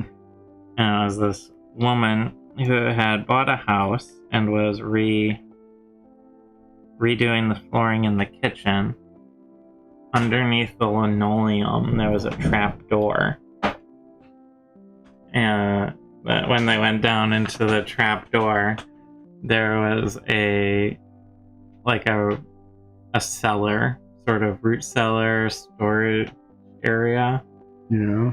That had like a whole bunch of cans and like home canned vegetables and stuff from like the 70s. And they're like, how do we clean this? Don't open them. No.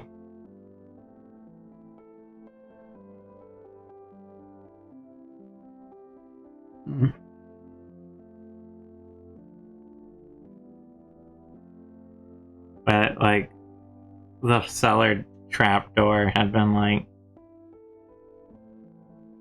floored over.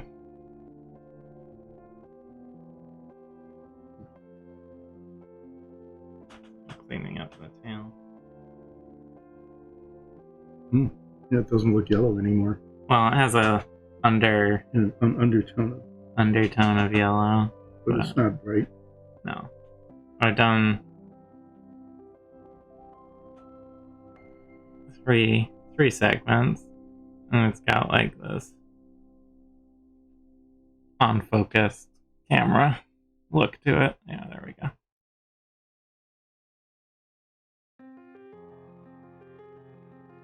I'm sort of saving the top of the tail here for last because I'm sure that I'm like I keep grabbing it by that part, and I like keep getting little slight messes on it. Because, you know, it's just what you do. You have to hold it somewhere. Yeah, exactly. Just like I've been holding it mostly around the base, and it has all sorts of little paint scuffs on it, but that I don't care about because I just have to go over it with a single color to clean it up.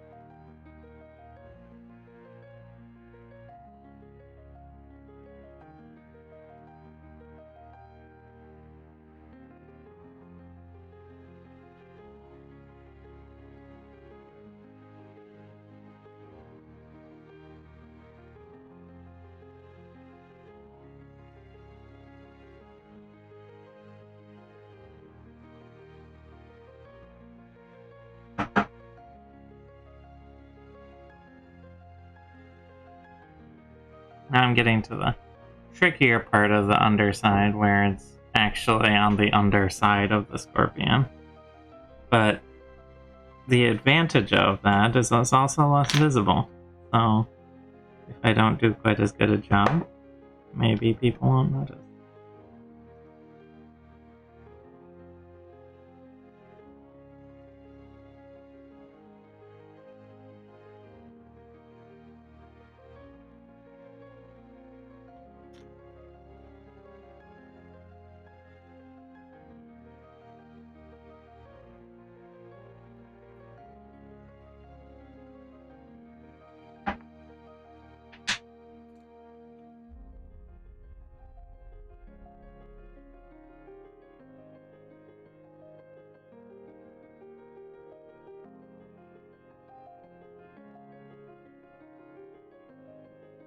And this is not the most visually appealing painting angle right now because I have it upside down.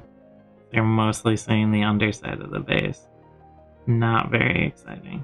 But it's sort of how I need to angle things. Being left-handed and trying to get on the very far underside of a scorpion. And down here I'm mostly just trying to make sure the tone matches everything, because, like I said, it's not super visible. So as long as it looks close to right, it shouldn't be a huge problem. As much as like the upper part of the tail. So my main goal here is just to get it. There's a couple spots where there's still like some of the bright yellow showing through. I'll make sure those are kind of covered. Alright. I think that will do. Before I move into the top of the tail, here is where the scorpion stands / crawls. I'll probably do some change up on the fangs. I'm not super happy with those right now, but I think it's coming along.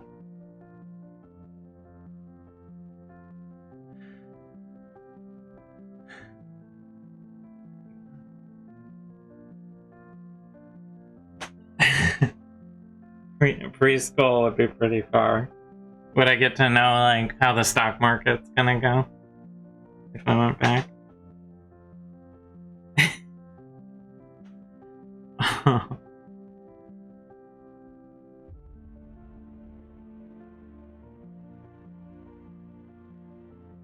I'm just giving my scorpion a little once over here, sort of get a gauge on what needs work and what doesn't.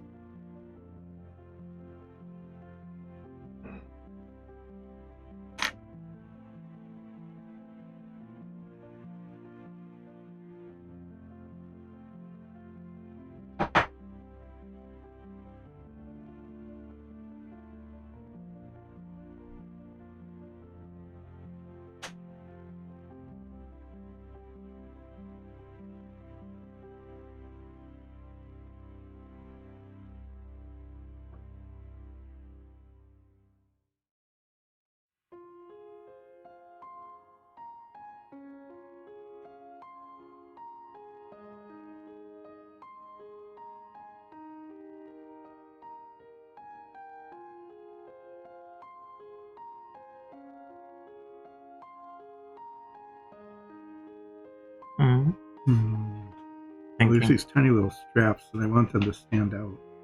I don't really want them to be black. I'm thinking maybe dark gray, maybe blue. You can make some green, but it would look very Christmassy. What are the straps? Yeah, here, and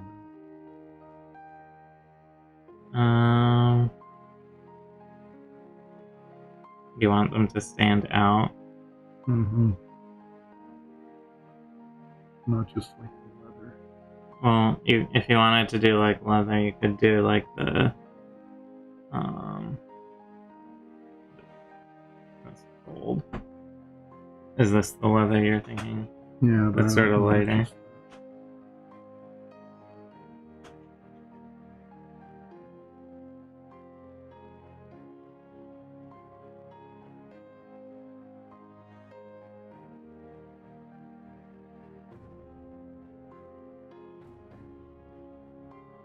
I'm just going to use the same color as for the bedroll. Just start with this.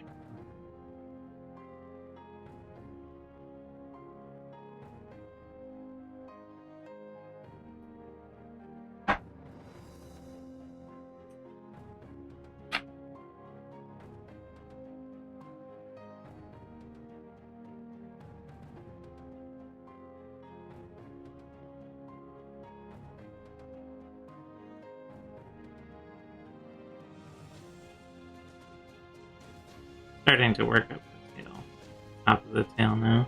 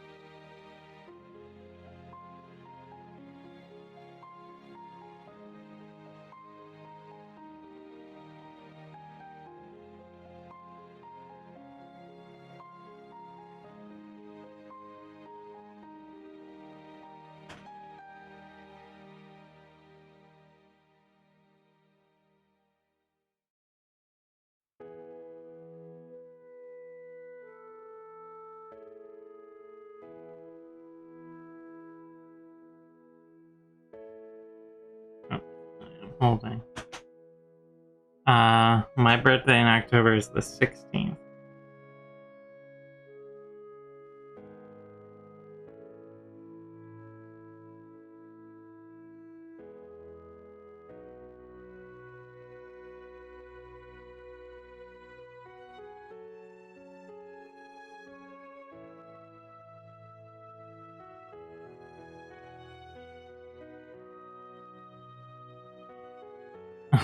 So yeah, the 14th, that's pretty cool. October is definitely my favorite month, but not just because of my birthday, but it helps.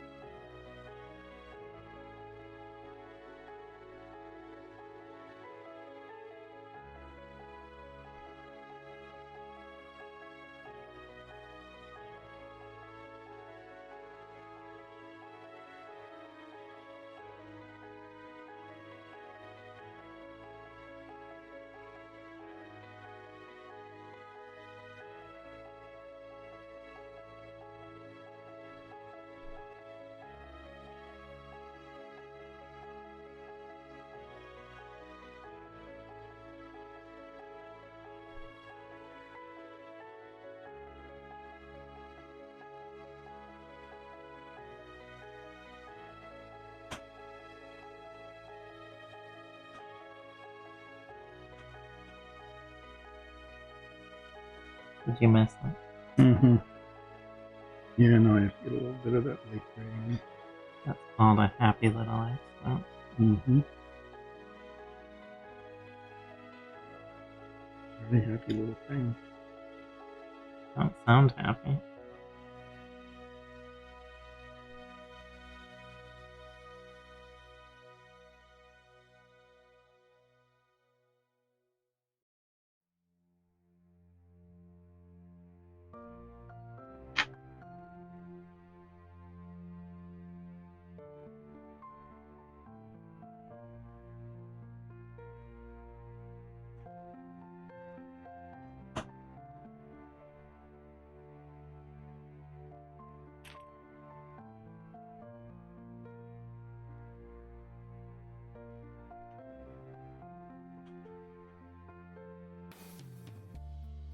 Yes, the scorpion's become much darker and more menacing than when it was bright red and yellow.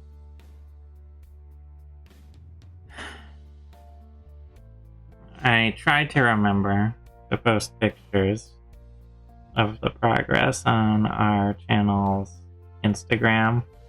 I don't always succeed at that, but I will hopefully remember to do that today for better quality pictures than what you see on our little webcam here.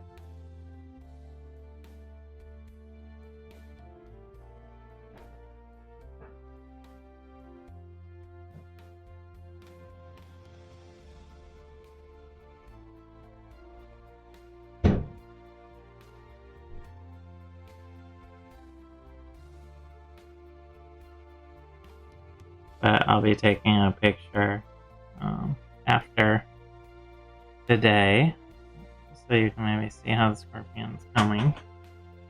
With a little bit of a better camera shot than what I can do.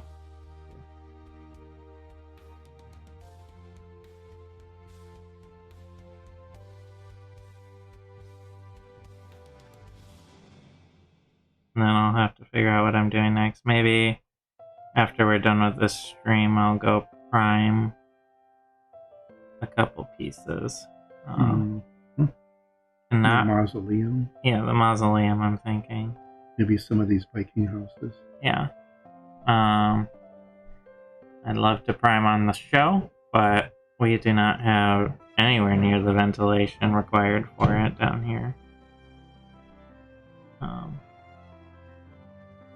In our workroom, so we go up to our garage to prime.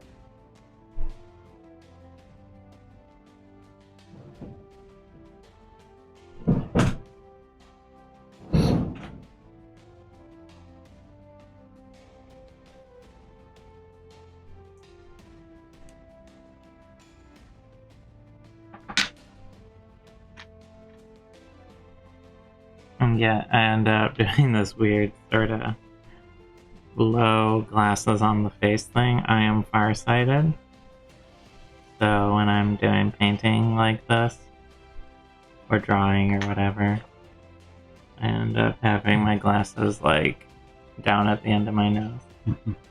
Because I need to see what I'm doing up close, but then when I look up, I'm fine because I'm farsighted, so it ends up being a little funny. It's like the Chuck Schumer glasses.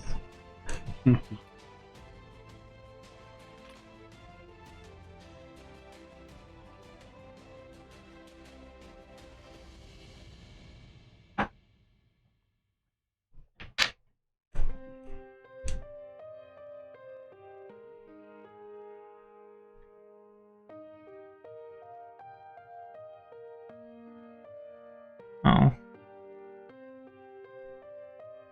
I always hate when that happens.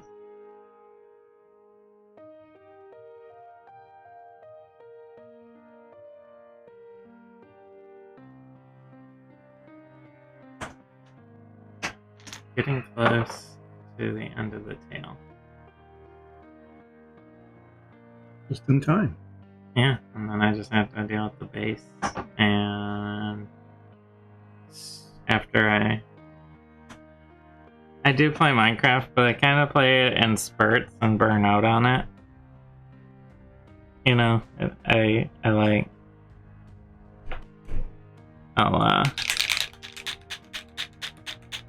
I'll play for like 2 months. And then just like, and pour like my relaxation time into it. And then I go like, okay, I am out of creative juices for Minecraft. Although I end up doing that with pretty much every game. I focus on one single game for like a couple months. And then just once I get sort of to an exhaustion point on that specific game, I swap over to something new. So at any given time, I'll pretty much only be playing 2 games, one single player game, and then if Lexi and I are playing a game together, one multiplayer game. And that's about it. But it changes a lot, although Minecraft is a regular returning. Especially when something new comes out. Yeah, we end up like having to collect everything. Yeah, whenever there's a new patch, that always is like a big call to action. Although we're sort of kind of waiting for the Cliffs and Caves Part 2 update to hit.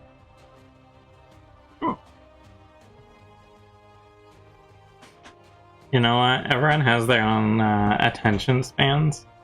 I find I can focus on a sandboxy game for about 2 to 3 months, but there are some people who never burn out on them, and you know what? That's more power to you for that.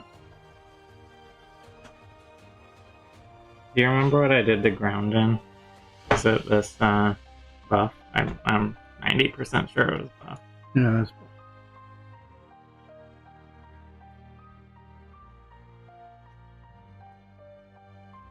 Yeah, I know. Our big thing is with Cliffs and Caves Part 2 still on the way. We like to play in one dedicated thing and really build it up. And every time there's a patch, we're like, oh, we'll go out to the edge and grab whatever the new thing is, and then bring it back.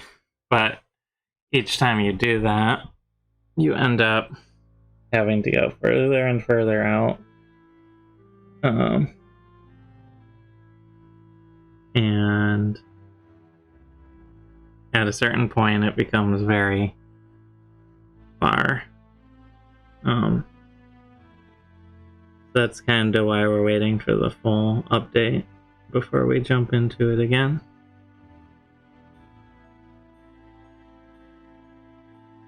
Yeah, so you're gonna start over in a new spot then? I'm not sure. I think it's just we didn't want to go running out to the edge. Just for the most recent update? For the most recent update, when we know there's another one coming up on the horizon soon here. You know? That's sort of our reasoning. What I'm doing right now is just cleaning up the base, where, you know, I've over time here smudged and spilled a little bit on my hands and gotten it around the base of the figure. That's pretty good.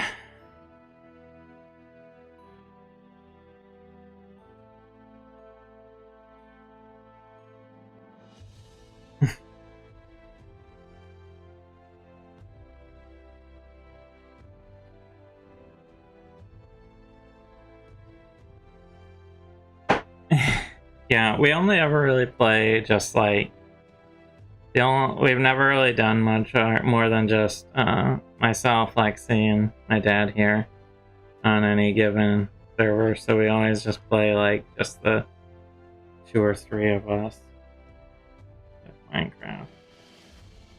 I am pretty close to done here. I want to wait for the base to dry a little so I can wash it and darken up the sand a little bit. But I think my scorpion is close to ready.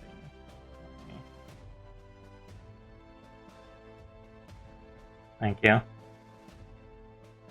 Yeah, there's parts I'm more happy with and parts I'm less happy with. I'll probably touch up the fangs a little more later on.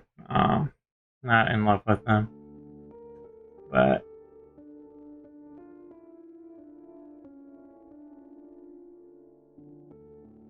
Yeah, that's more impressive than sleeping bag with arrow and scabbard. you only have to paint that like 3 or 4 times then. No, this one I had to paint. Oh, that one. This one is with rucksack, hammer, and lantern. I haven't painted the frame of the lantern yet. Not quite sure what to do with that. The hammer is this Vallejo steel, which is a really nice dark but still metallic color.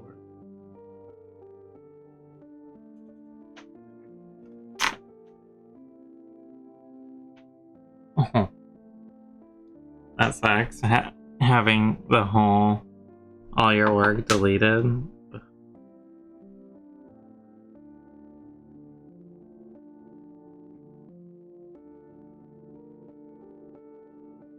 So what I'm doing right now is just putting in a little light.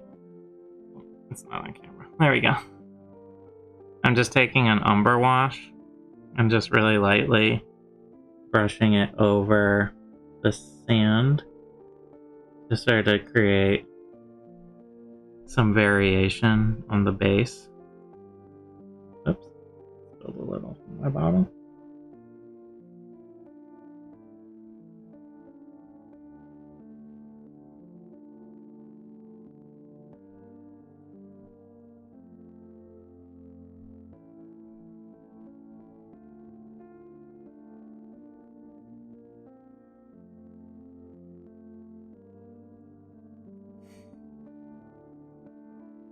See, yeah, I don't have a cute sneeze like a mouse.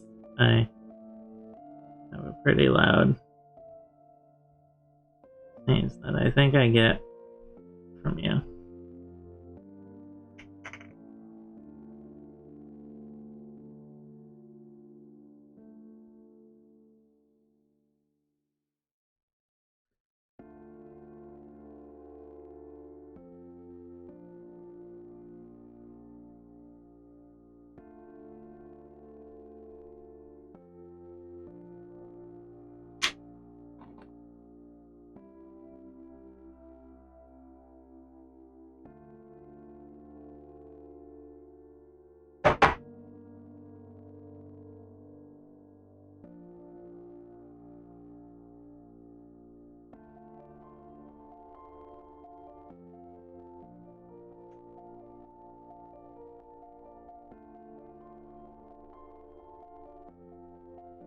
Oh,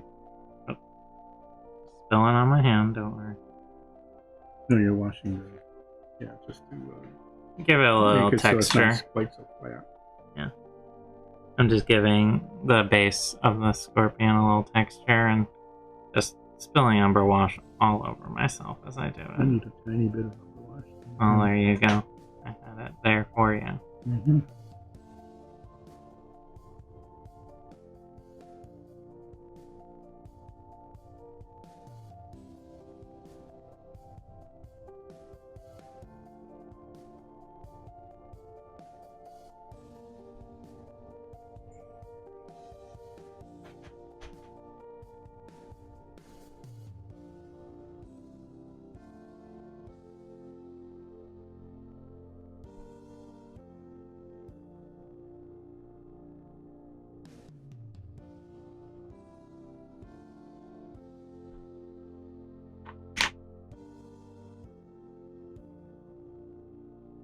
Oh, hi, Great Scott Minis.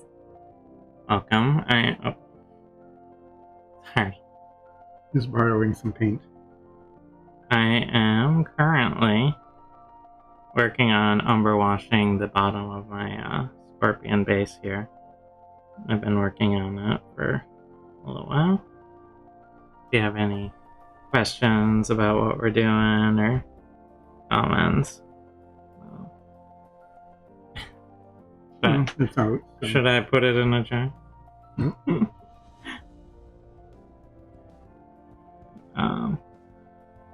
And once I get this on, the only thing, I'm pretty close to done with this mini I've been painting. The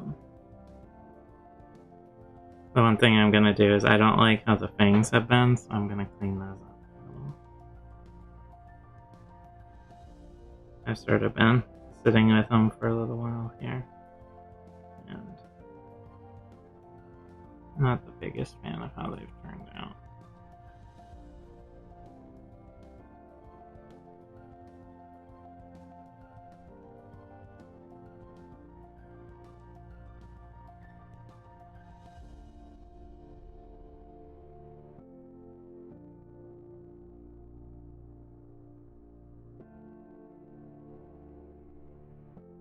Yes, that is the WizKids Scorpion. We normally, good eye, we normally 3D print everything that we paint here. but we do not have our resin printer. We only have PLA. So some of the more intricate monsters and things we will occasionally purchase and paint. So yes, this is a WizKids giant scorpion that I am painting. My next thing is a thing we did 3D printer. Yeah, I know. My wife's the big printer. This is a PLA mausoleum that I'm going to be doing next. It's very hard to see the detail, but if I get the light right, it might be okay. But she's been trying to figure out a way to get a resin printer ventilated properly, you know, so that we don't poison ourselves. So that we can do things like this giant scorpion or you know, miniature characters and stuff. But we haven't quite gotten it sorted out yet. But she's very interested in doing that. So the base is a little wet, but here's the cover up the background a little so we get some focus. Here's my scorpion that I've been working on. Thank you.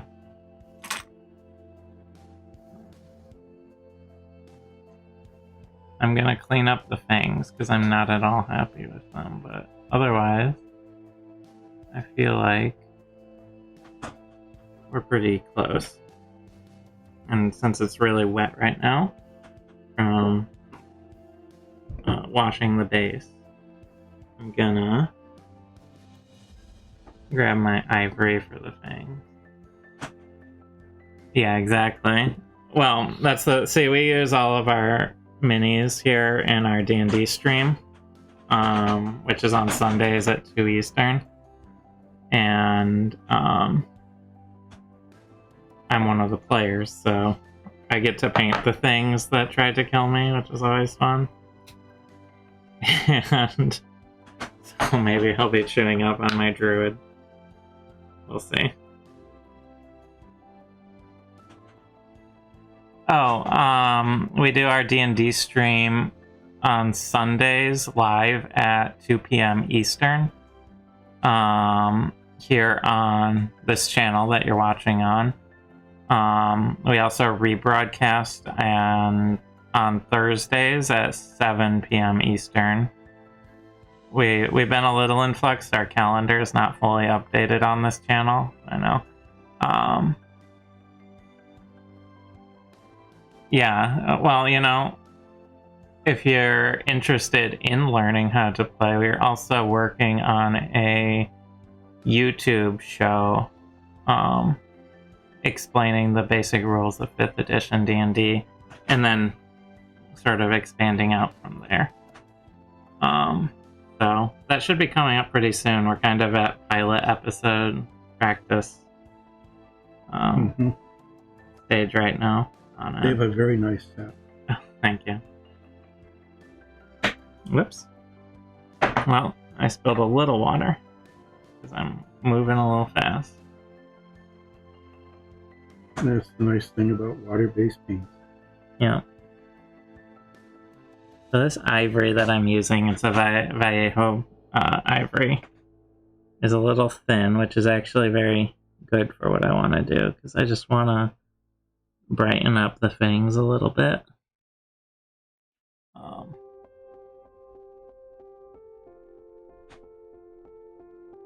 Yeah.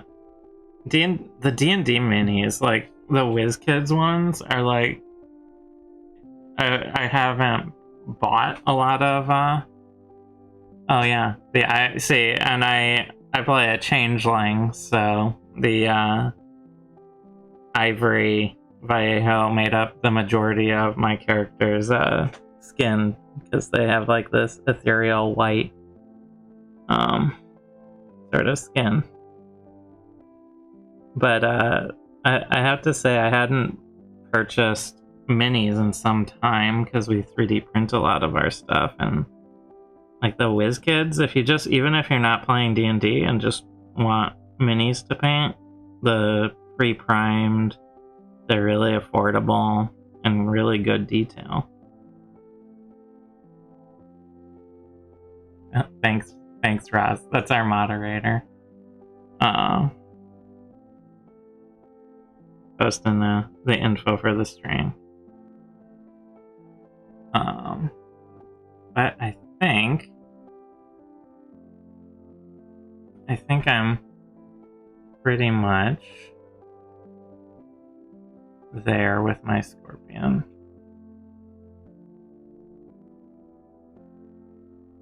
And after I get the frame of this lantern done, I am pretty much done with sleeping bags.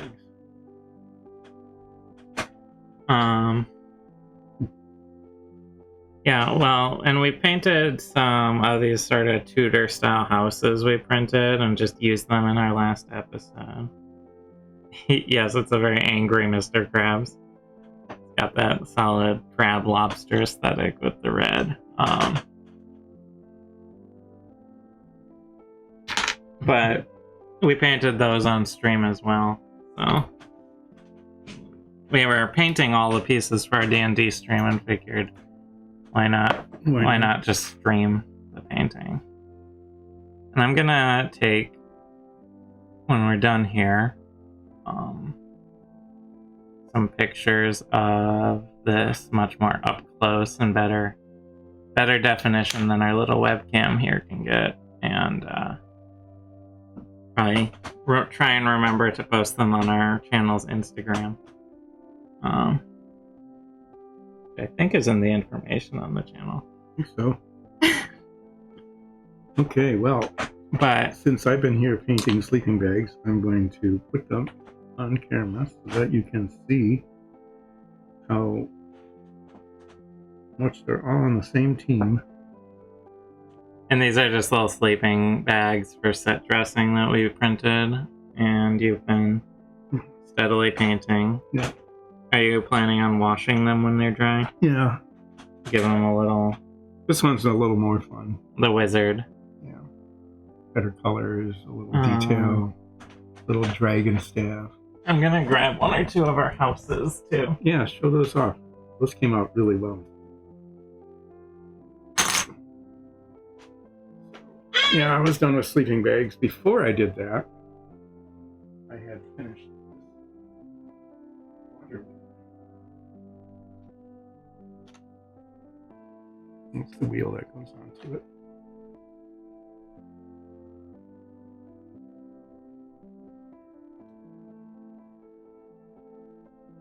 Which was a more interesting thing to paint than sleeping bags, but gives me a good excuse to stand up and stretch, but yep. So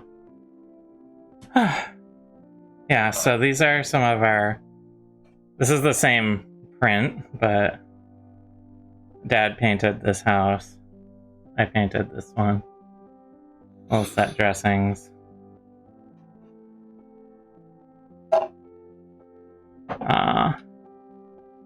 These were both painted on stream. We also print out and paint tile sets to use in the show. So these are all magnetic, and they stick together. So you build out whole sets with these. Stuff like that. Tried to add a little like visual extra to the D&D show, you know, and it's a lot cheaper than buying Dwarven Forge. Yeah, but I think we're pretty much, I just finished my scorpion. It needs to dry. Yeah, there would be. I'm just setting these back here so I don't get paint on them. You know, a tent. Yeah, exactly. Yeah, the purple house, just like you have book streams. stuff like that. You know, I paint figures too, but yeah. I think at this point though, this scorpion needs to dry. I need to take some pictures of it. And maybe I'll put it in the house. Everyone needs a scorpion in their house. A giant scorpion. Mm-hmm. But I think we'll probably end there. I'm glad you popped in at the end, Great Scott Minis Book Streams. I'm glad you've been here pretty much the whole time, chatting away. And everyone lurking, thank you for checking us out and watching. We really appreciate the help. Yeah, thanks. I feel like we're getting quite a bit of growth with this. This has been good. Painting stream. And if you're interested in seeing these things in action, tune in to our D&D campaign Sunday afternoons. Yeah. That would be appreciated. Yeah, and if you're interested, they're also all up on YouTube on our channel. It should be linked in there. If it's not, I can make Roz post it.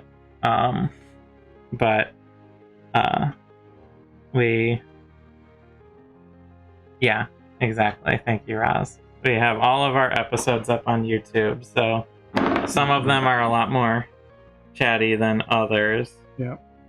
Unfortunately, the last episode, which featured a lot of our combat and sets, the sound got a little distorted, but yeah, please watch that, because if you're interested in seeing the miniatures and the sets in action, that was a really good episode to see them being used. And you can see our character minis too. I'm just taking pictures of the scorpion. Mm-hmm. Taking pictures of pictures. But yeah, thank you everyone. Yep, thanks, and we'll see you. We got a great action shot with the houses in the last episode. Yeah, we did. Yeah, we had the 3 houses out there, and we had a battle in the street. Yeah. Street brawl.